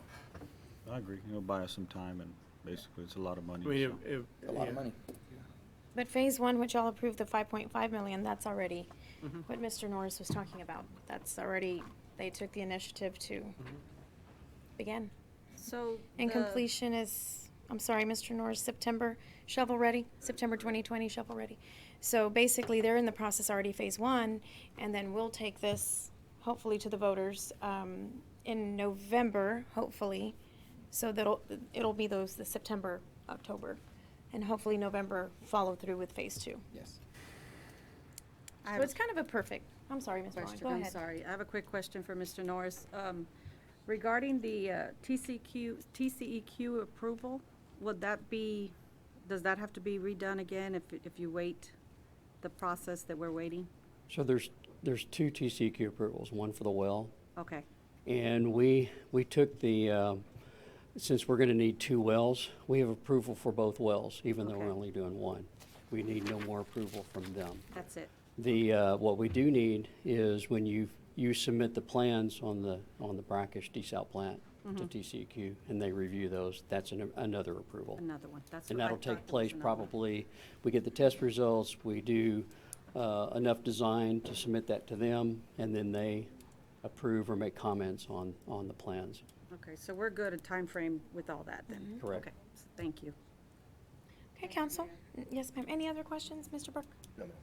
Mr. Molina, Mr. Crisp? No? No questions? Okay, I'll entertain a motion at this time. We heard presentation on 11, and now this is on 12. In regards to 12, Mayor, I make a motion to allow the city manager to explore financing options in the form of general obligation bonds for the Texas Water Development Board, Phase 2 reverse osmosis water project. Second. Okay, all in favor? Aye. Opposed, same sign? Very good. Motion stands as stated. Thank you, council. Agenda item 13, discuss, consider, and act upon adopting a resolution authorizing the submittal of Justice Assistance Grant, JAG application number 395, 1101, replacing body-worn cameras, designating the city manager as the city's authorized official with the authority to apply for, accept, reject, alter, or terminate a grant on behalf of the city. Thank you, gentlemen. Thank you. Providing assurance that in the event of loss or misuse of grant funds, the city will return all funds to the Office of the Governor, Public Safety Office, Criminal Justice Division. Good evening again, Mayor and Council. The funding cycle for criminal justice grants administered by the Office of the Governor has opened, as well as some other grant programs that we'll be bringing to you next meeting. The minimum amount to apply for is $10,000. The maximum set by the regional committee at the COG for criminal justice is $166,770 per application. There's no required match, and it's a reimbursement grant program. Applications are due February 27th, and if funds are awarded, the grant period would start October 1st of this year. We plan to apply for funding to purchase 35 body-worn cameras for the police department. Body-worn cameras, in addition to the in-car mobile camera systems, store data which can serve as evidence in the prosecution of criminal cases. Based upon a quote that we received for purchasing 15 body-worn cameras, we're estimating that to purchase 35 will cost approximately $50,000 to $65,000. The purchase would include the requisite number of docking stations, cables, antenna, one-day technical support, and a warranty. So the resolution, as the mayor read in the caption, has all of that wording in it, and we're asking you to authorize us to continue preparing and submit the application. Okay, thank you, Ms. Barbara. Council, any questions? Ms. Bowen? No, thank you. Mr. Burke? No, ma'am. Mr. Crisp? No, ma'am. Mr. Molina? Nope. Okay, I'll entertain a motion at this time. I'll entertain a motion at this Sorry, time. hold on a second. I make a motion to adopt a resolution authorizing the submittal of Justice Assistant Grant, JAG, application number 3951101, replacing body-worn cameras, designating the city manager as the city's authorized official with the authority to apply for, accept, reject, alter, or terminate a grant on behalf of the city, providing assurance that in the event of a loss or misuse of grant funds, that the city will return all funds to the Office of the Governor, Public Safety Officer, Criminal Justice Division. Second. All in favor? Aye. Opposed, same sign. Motion stands as stated. Thank you. Thank you, Ms. Barbara. Thank you. Number 14, agenda item number 14, here, presentation from the Alice Fire Department. Fire Chief Patrick Thomas regarding, would y'all like to take a 5-minute? I'll take a 5-minute, let's if do y'all that will then. take a 5-minute. Right. I'm sorry, Not a problem. Chief. It's cold and there's water. The time is now 7:16, and we're going to take a 5-minute break. Thank you.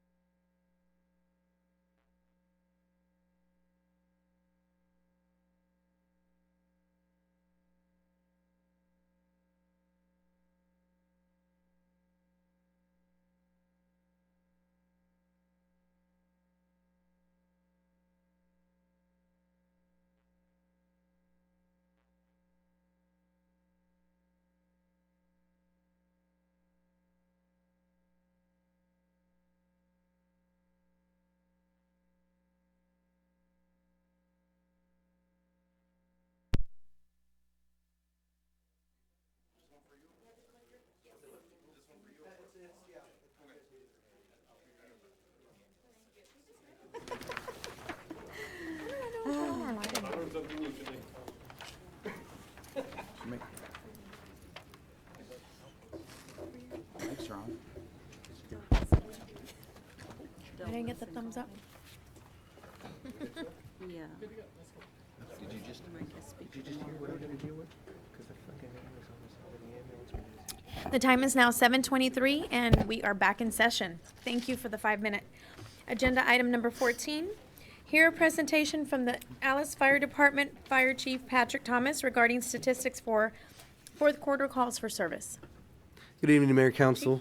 I'd like to apologize for my voice. I'm a little under the weather at this time, but I'm going to try to breeze through this and get you guys the important information, and we'll go from there. So what I have for you on this first agenda item is going to be the fourth quarter statistics for a number of responses for the Alice Fire Department. Total calls for the quarter are 222 calls, which is an increase from from this same time last year. But it was actually 61 more calls than last year. But I'd like to point out that when you look at the breakdown of EMS versus fire type calls, we're actually down by 19 calls from this time last year.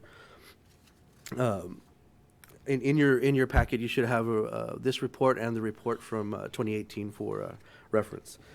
When you go down to the incident breakdowns, this basically takes the total number of calls that we had and breaks it down by type of incident. Again, you'll look at that, and the first report, there's 3 separate reports that look very similar. One of them is the entire response area that we cover. The second report is just inside the city limits, and the third report is just outside of the city limits, which would be the county area that we're responsible for.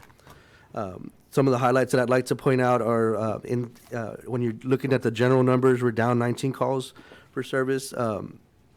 We have less cooking fires this quarter, less vehicle fires, but we did have 3 more building fires than we did at the same time last year. One of the causes for the increase in the amount of fires is the weather. We spent most of the quarter under a burn ban. But we did see an increase in grass fires and small, rubbish fires. We call them trash or rubbish fires. So you'll see that once we get into the county report. Inside the city, we did have a decrease in an overall total number of fires. Actually, had 9 less calls, fire-related calls than we did at the same time last year. And then we did have it kind of goes up and down depending on which category you're looking at. Some of them were a little, 1 or 2 calls more, some were 1 or 2 calls less. But generally speaking, overall, we were 19 calls less. In the county, the calls were, we did have an increase in the number of calls. Again, I'm relating that to the grass fires and things like that. And thankfully, the county did establish a burn ban early on in the season. So those really hot, dry days, or not hot days, but the dry days that where we have low humidity and high chance for fire days, burning wasn't allowed. Outdoor burning wasn't allowed. We can move further on to breakdown by the zones, and that's the map that you should have all received in front of you. There's a map with a breakdown. The city's separated into zones, and this basically takes each one of those zones and tells you the types of calls that were in each one of those zones, or a breakdown of how many calls were each one of these zones. The report right after that is a breakdown of each one of those zones and the types of calls that happen in that particular zone. Looking at the numbers, comparing them to last year's numbers, some of them go down, some of them go up. What I'm looking for is really the total numbers coming down, and that's a good thing. And I'll get to this is just the quarterly numbers. When I get to the next agenda item, that'll be the yearly stats, and I'll show you some more information there. Incident counts by month, and I'll go into this one a little bit more. Well, I'll just do it now. When you look at the months, we've got the entire. I went ahead and just printed the entire year. I know it was for the fourth quarter, but we need to do the whole year anyway. When you look at the number of calls per month, and these are just general numbers.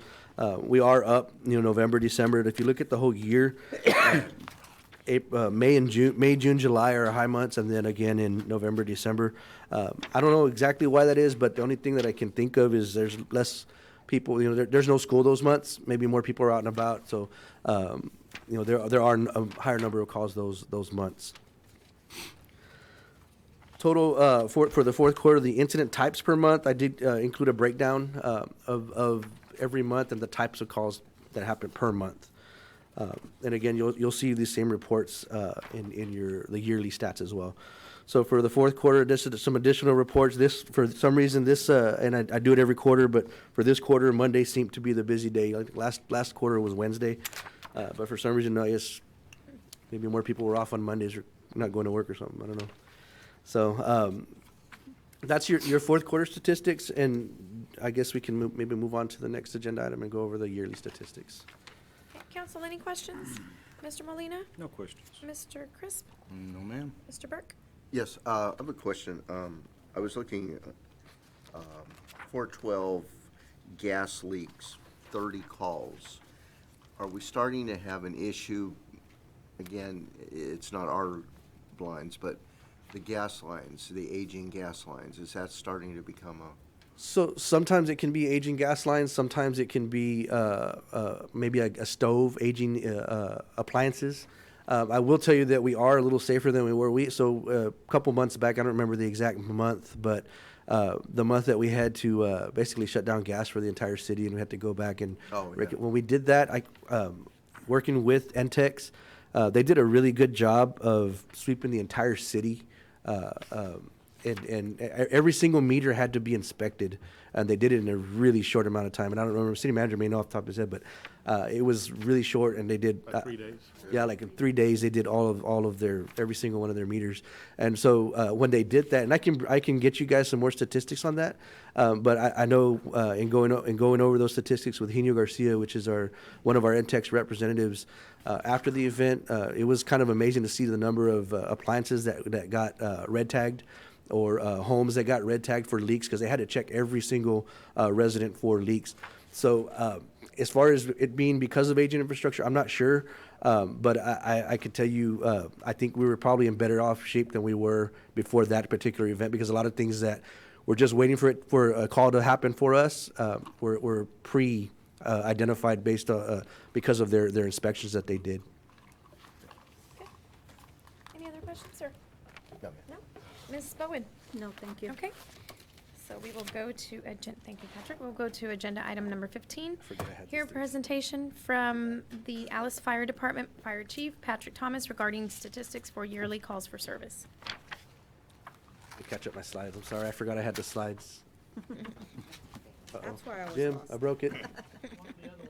Yes, sir. So I'll go ahead and get started while he loads the other one up. So basically, overall for the entire year, now these are the entire all 4 quarters together.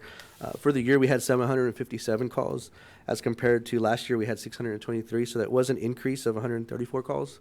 But I'd like to highlight that if you look at the fire, the breakdown of which was fire, which was EMS, the fire calls is actually down by 69 calls for the year, which is a good thing. Number of overlapping calls is up just a little bit as compared to last year. I think last year we were at 13%. This year we're at 16%. That's how many times we had multiple calls at one time. So that's an important number to pay attention to, also to make sure that we have the right number of fire trucks and staffing levels. Incident breakdowns, if you look at the entire years, the breakdown of incidents, you'll see every type of incident is broken down on this report. And again, I have it on all 3 different formats, one with the entire response area, one with the city, and one with only the county. The numbers aren't really any different than what the quarterly, pretty much the quarterly reports are telling us what we're going to see on a yearly basis as well. Total number of calls inside the city, we're actually down 25 fire calls inside the city limits. So this year we were at 61. Last year we were at 86. When you look at the county, though, we are up a little bit, and again, I'm relating that to the weather pattern with the dry days and grass fires. We still overall had 17 less calls in the county, but more of those calls were fire in the county than they were EMS. Let's see. Am I going too fast? No, you're perfect. Okay. So breakdown by the for the entire year pretty much is on point with what the quarterly reports tell us, as far as what the breakdown of the areas of the city. There isn't, the areas that are really high are always really high every quarter. There isn't anyone that stands out over the others. The incident counts by month. So this was a pretty interesting report also. This tells us the number of calls per month, and I went over in real detail with you guys on that one, on the one before. It basically showed us that our busier months are the same busier months as they were the year before. You know, the summer months and the holidays, the Christmas holiday break, is really when we get a lot of those calls. But overall, I also overall some of those numbers are down as far as the fire side. If you look on the next report, you'll see that there is a breakdown of the entire year, separated by the month and the types of calls per month that we're having. And then finally, the last report is the 15-year report, and this one's pretty interesting for me. And you don't have all the numbers, but I did a little bit more digging in because I always want to have extra numbers for you guys. But if you separate, so right now, if you look at the numbers that you have, we're up 623 last year, we're up to 757 this year, which is still not an all-time high. Our all-time high was 1081 back in 2008. But if you take that and take the EMS extra work out of the equation, and you look at just strictly fire calls, we're actually still down. We're down to 512 this year versus 581 last year. And if you look, what I did, and I can provide this information to you guys afterwards because I didn't have a chance to put this in your packet. But if you go back all the way to 2006, we started at 914. It stays up there in the close to 1,000 range of fires up until about 2016. It goes down into the 500s, and then it's been just continuously decreasing and decreasing. So that's a good thing. That's what we want to see.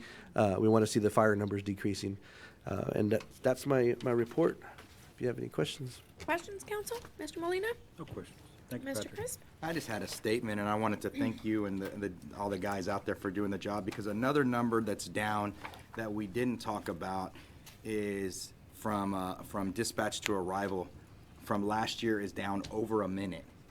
That's awesome. Which is amazing to the fact that you may have a few more calls or you may have a few less calls, but you're getting there a minute earlier, and a minute is the difference between some people losing everything or their lives and everything else. Yes. So Response times are that's really, an amazing job really for you important. guys. Thank you very much for getting out there and doing And that. I'll attribute It that be to addressed. the dispatchers as well. Great. It's a team effort. Those guys get the call. They've got to log down the times, and they're doing a really good job of that. So thank you. Well, Thank you. Thank you for Great what y'all are doing out there, Patrick. all of you. Great Please job. express that to everybody. Thank you. Mr. Burke? Ms. Bowen? Oh, thank you. Thank you, Good Chief. job. Thank you. Great job. Keep up the good work. Thank you. Stay safe. Next. Yes, very Stay much so. safe. Stay cool. Siri thought you were talking to me. Agenda item number 16. Here, a presentation from the Alice Police Department Chief Aniceto Perez Jr. regarding statistics for fourth quarter calls for service, arrest, and citation information within the city of Alice. Good evening, Mayor and Council. I have, mine are together. I have the quarter stats and the yearly stats. So the quarterly stats are from October 1st, 2019 through December 31st of 2019. Chief, I'm going to go ahead and interrupt you for a second, and I'm going to go ahead and open 17 at the same time. Okay. Agenda item number 17, here, a presentation from the Alice Police Department Chief Cheto Perez Jr. regarding statistics for yearly calls for service, arrest, and citation information within the city of Alice. Sorry about that, sir. Thank you. So I also got the year for 2019.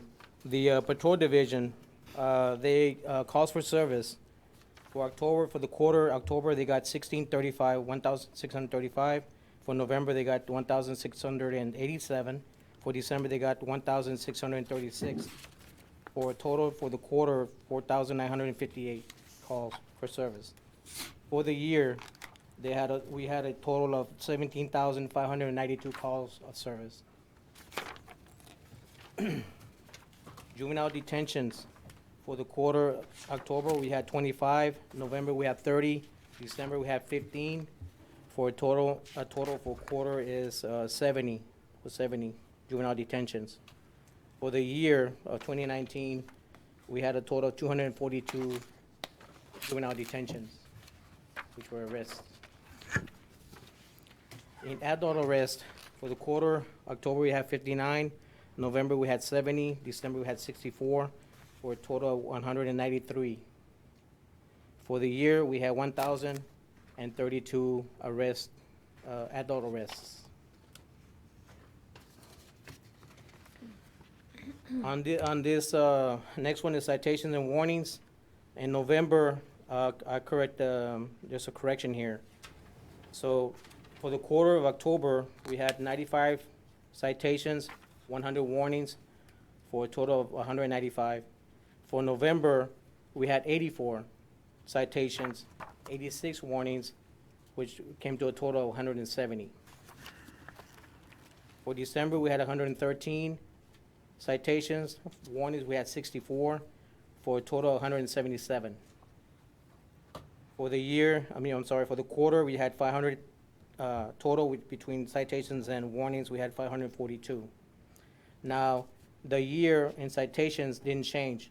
So the citations, we had 1,338 citations, and warnings, we had 1,209, for a total of 2,547 put together.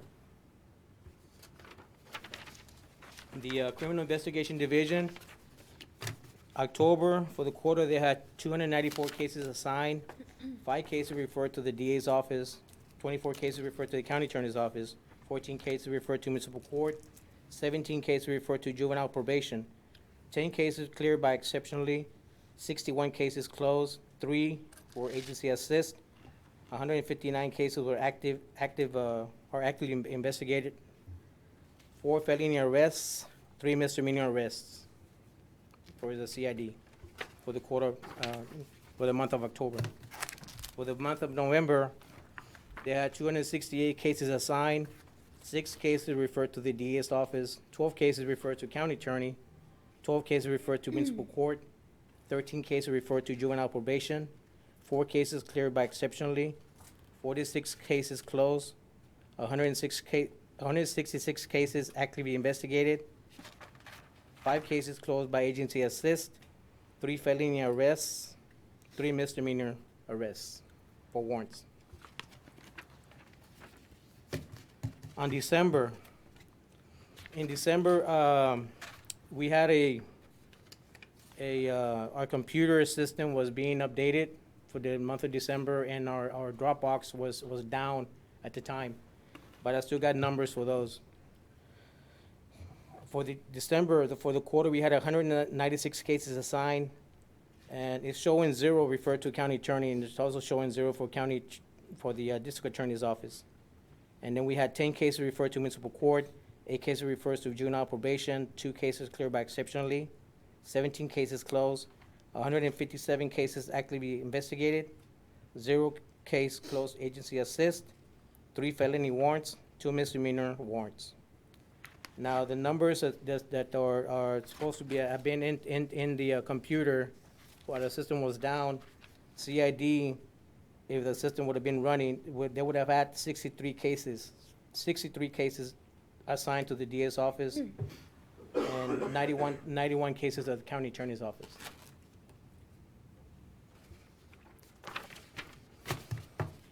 In special crimes in interdiction unit, for the quarter, the month of October, they had 24 cases assigned, 6 cases referred to the DA's office, 6 cases referred to the county attorney's office, 1 case referred to juvenile probation, 7 cases closed, 3 cases pending lab results, 0 cases closed by agency assist, 0 pending investigations, 6 felony arrests, 6 misdemeanor arrests, 0 warnings and citations.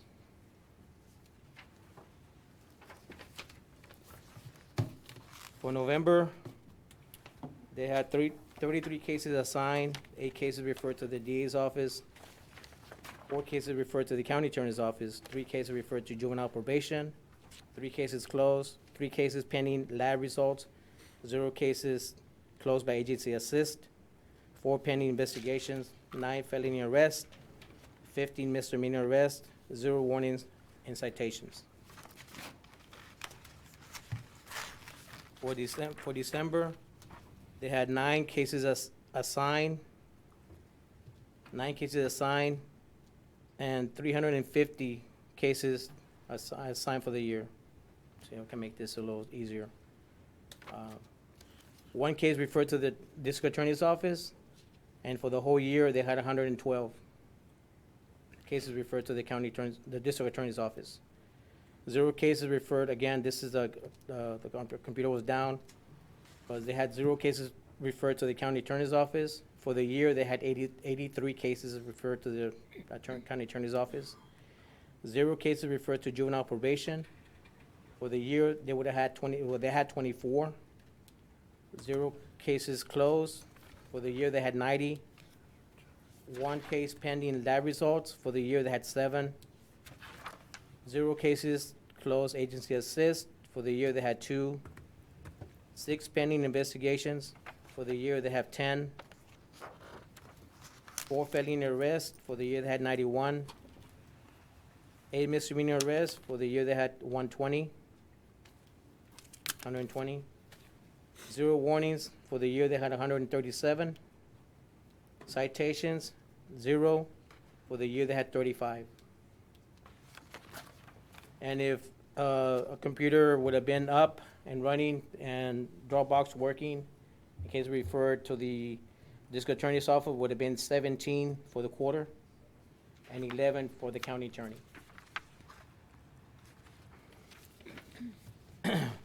Now the breakdown for special crimes and interdiction unit. For the quarter, they seized 1.2 ounces of marijuana THC wax, 1.1 gram. For cocaine, 2.9 grams. Synthetic marijuana, 2.1 grams. Lower taps, which a total of 10 pills, 3.0 grams. Xanax, 1 pill, 0.3 grams. Crystal meth, 0. Assorted pills, 0. Firearm C's, 0. Vehicle C, 0. Currency, 161. That was for the quarter. Now for the total year, they seized 1.9 pounds of marijuana, 8.7 ounces of THC wax, 10.3 ounces of cocaine, 1.3 ounces of synthetic marijuana. Lower taps, it was a total of 3.0 grams. Xanax, 11 grams, which totals 47 pills. Crystal methamphetamine, 3.3 ounces. And assorted pills under the controlled substance, 19.2 ounces. Firearms, the firearms seized were 3. Vehicles seized were 5. And currency seized for the year was 18,722 U.S. currency. Very good. Chief? Any questions? Mr. Molina, any questions? I have just one oddball question. That marijuana THC, what does that THC stand for? The THC, tetrahydrochloride, Chlorine or something? what's the word? Poison. Bad stuff. Okay, no, I was just curious. I was like, It's the actual. Tetrahydrochloride. The drug part of the. okay. Have we seen an increase in that since vaping? I'm sorry? That's what Yes. it is, Seen right? an Yeah. in- Yes, right? Yeah, it's for the vapes. Yeah. Because they stick it in the vape. Yeah. Thank you, I- Cheto. It's Appreciate a it, component Chief. of it's the main component of the marijuana on the THC. Okay, thank you. Mr. Crisp? Yeah, I did. We talked about some of the other numbers that were on here, but you had mentioned in December for the end of the year, the numbers that you said that weren't supposed to go over seemed a little high. I would ask that you just verify those numbers again, Yeah. because the month before was like at 6, Yeah. and the number that you gave was Yeah. almost 10 times that amount. These are the numbers that were given to me by the CID lieutenant and also his. Yeah, that's why I just wanted, yeah. just because I know that the system was down, and I kind of put you on the spot before to say, hey, maybe you should let us know what those numbers would have been. But before the next meeting, or even if you get it back to us later, just to Okay, I'll verify get it. that those numbers were, they are what they're supposed to be. Right. And that way, when we see it next quarter, Right. I know that you probably didn't submit the ones that should have been submitted last year. show up as being submitted this year. Right. We need to be able to balance out what was not submitted last year, but the work was done because of the Dropbox issue on the server. Yes, sir. So I just ask that you verify those numbers again for us, and because it just seemed high, going from 6 to 63. I will. So there might have just been, I know that we had a thing where they ran a report by officer as opposed to citation. So Right. it's simple enough when they're dealing with these new systems and these large systems in order for it to come out Right. a little wonky. So if you could just verify that for us, I I will. appreciate it. Yes, sir. Thank you. Definitely. Thank you, That's it. sir. Thank you. Mr. Burke? Yes. Chief, I'd like to ask you a question about those December zeros. And don't misinterpret my question. We said the Dropbox was down. Now, okay, whatever reason, fine. I'm not going to concern myself with that. But is this the only means for them to accept cases? No. All right. Is there another way to have delivered those cases to them? Yes. Okay. Was that done, or was that No. attempted to be done? No. Should I refer? This is what I clarified with my lieutenant for CID, and I told him the next time something like this happens, I also I got with my administrative secretary and the records department. If something like this ever happens again, we're gonna do it the old-fashioned way, which is we're gonna hand deliver all these cases. We're gonna print them out, hand deliver them, and we're gonna get a receipt that they delivered these cases. Will they accept them that way?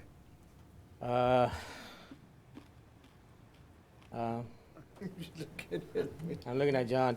The reason why he's looking at Yes. me is that our district attorney's office has adopted a policy where they want things delivered electronically. And sometimes it's form over substance. You'd like to have the reports there, whether you get them in print form or not, but by God, they want to follow their policy. And so that's what confronts him, is that they can go ahead and deliver them, but then he's going to run it. They don't have to actually run with them. Right. Exactly. And that's why I said don't misinterpret my question, because it Good just question, seems though. like, you know, That policy it's hinders the city. wonderful that we have computers. It's wonderful we have the thing now called a Dropbox, but we didn't always have that. Right. And things can happen where it may not be available. Yeah. I mean, there could be a disaster of some sort, a hurricane. I mean, are we just going to stop the system? And this the is what criminal justice this is system? where I came in and I try to correct the issue, but then again we're still going to run into the problem with the DA's office. So, hope I'm sure they would accept them. Yeah, I would hope so. Those cases aren't lost now. I mean, they can No. be refiled at some point. Right. They have been. They have Yes. been. They have been. They have been submitted, yeah. Right. Yeah. they have That's, been. and that's the point that I think that we also need to reiterate to the citizens out there. They have been submitted. Right. And they've been delivered to the DA's office for processing. Right. So it's not like they just disappeared. No. Cheto, they made sure that once the server was back Right. up, it went through. I knew this question was going And to the, rise. and the chief already had addressed the issue with his staff, which is That's awesome. his job to do, so, Yeah. not ours. Very Thank good. you. No, very good. Ms. Bowen? Yes, I have just one, and it might have been asked before when I was sitting on the other side, and I just don't remember, but I'm all for getting guns off the street and in the wrong hands, get it out of the wrong hands. What happens to those, like the 3 guns, or 3 weapons or firearms? They're After you seize them? Yeah, well, I mean, there's 2 ways of doing something with them. Whether we can file paperwork and seize them, and we can, we can issue them out to officers like, we've had in the past. Oh, Back in the 90s and 80s, I know that we used to seize, weapons and they can be assigned to a lieutenant or a sergeant, in CID or narcotics or, okay. they can be assigned. If not, the other way is to get a destruction order and do away with them. They Just destroy 'em. destroy them. Okay. Well, I know what you do with the vehicles, Right. so, Yeah. but thanks, I appreciate that. Yes, ma'am. Yeah. Just when we're getting educated. I'm sorry. It seems like, refresh my memory, that we had talked and had a presentation about we were going to have some receptacles or someone to collect old prescriptions or something. Right. Whatever happened to that? We have a box at the PD as we Oh, speak. okay. The big blue box. And people can come in any time, 7 days out of the week. Okay. 24 hours a day, and they can dispose of their medication in that drop box. It's right in the front as you Right. walk in. The As front you door. walk in, it's in the back right there, going towards the hallway. It's a big blue box. It's like a shred metal box. It's a yeah. one-way box. Right. No questions asked, people can dispose of. Right. No questions asked. Absolutely. So the entrance now is in the back. I remember. Well, we still utilize the front You and the still do back. the front? Yes, yes, Okay. ma'am. I was wondering, but it's in the back, Right. Okay. It's towards the back, the side the entrance. side entrance. Side entrance, Yeah. the primary entrance by Yeah, now. I think I did see it there. You know, Yeah. so, yeah. Good. Very good. Any other questions, council? No, ma'am, thank you. Thank you, Chief. I just want to say great job. Y'all are doing an amazing job. Thank you. Thank you, Mayor. Seen a huge improvement Thank you. from numbers before. Thank you. I appreciate you. And your men and women. Thank you. Right.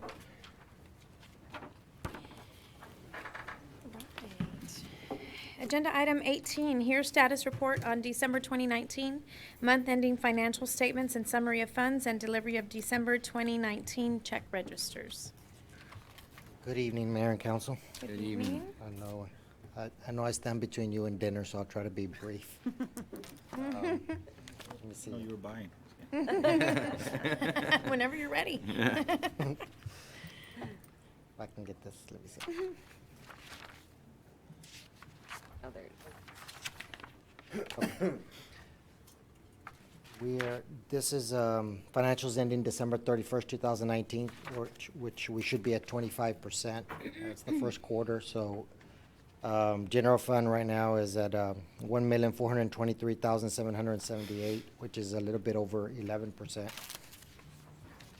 That, of course, is only including 1 month of sales tax.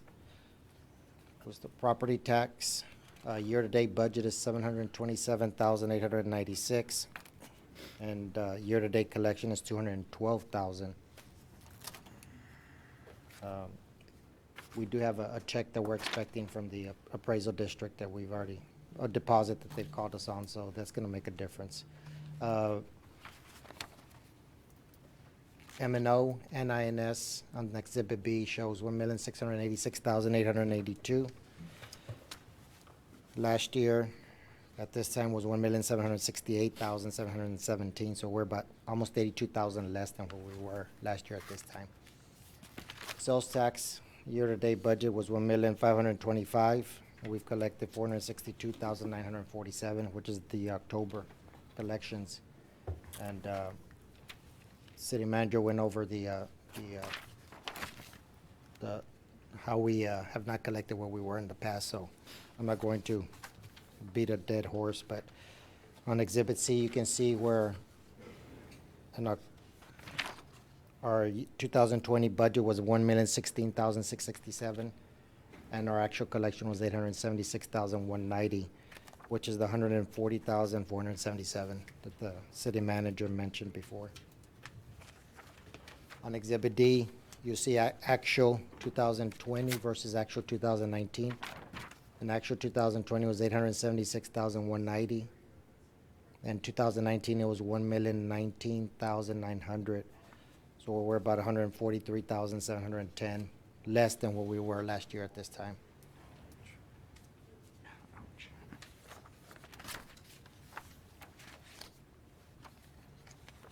Occupational mixed beverage, we're about 2%, and that we don't start receiving until the end of, until this month. They have till the end of January. Franchise license and permits were a little over 12%. Intergovernmental is about 17%. Charges for services is a little over 28%. Fines and forfeitures is about 21%. Miscellaneous revenues is about 21%.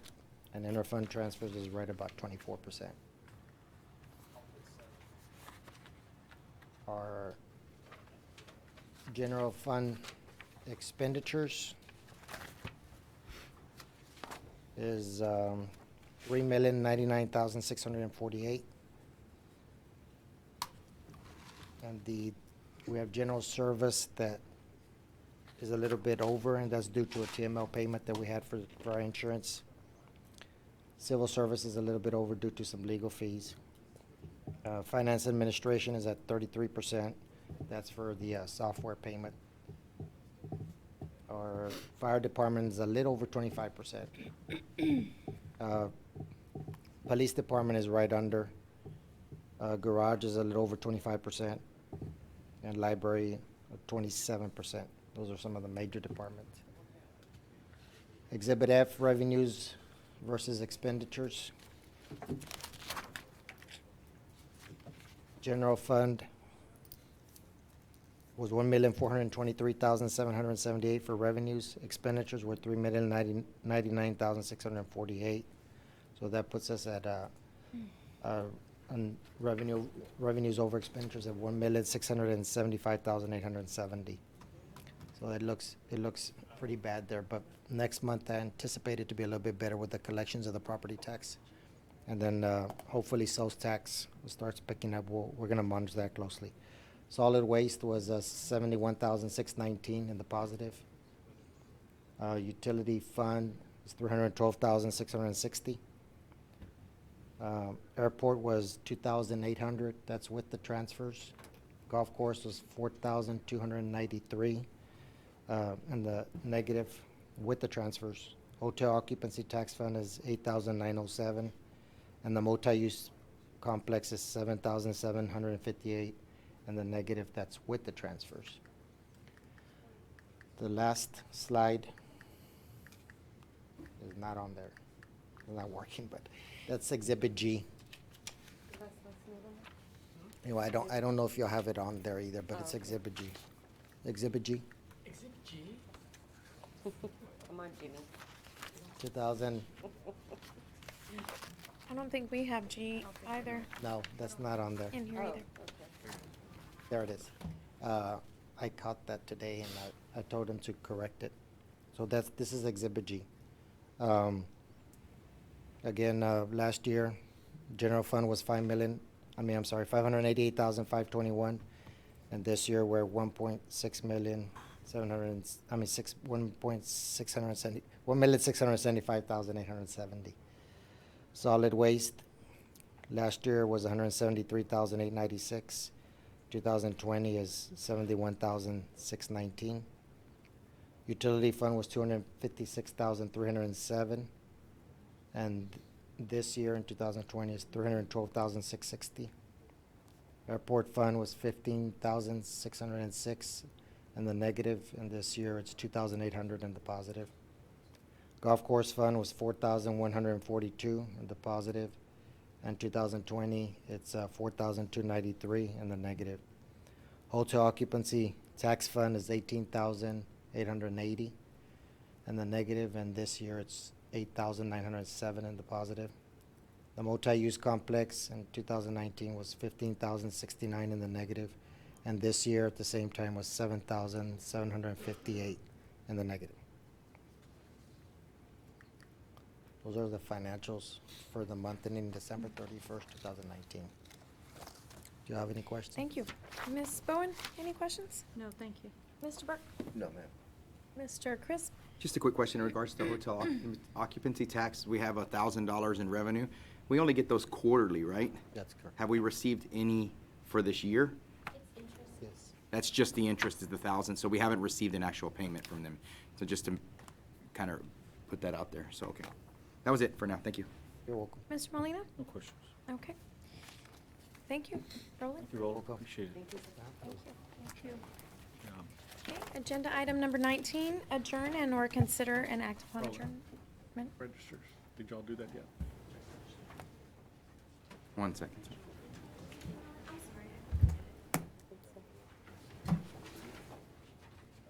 Tracked. Agenda item number 19. No, it's okay. No, we're done. We're done. Can I make Okay. a motion to adjourn? Second. Okay, all in favor? Aye. Opposed, same sign. The time is now 8:01. Thank you, everybody here and everybody watching at home. Have a good evening. Good night. Thank you. Appreciate it. Email it would be fine.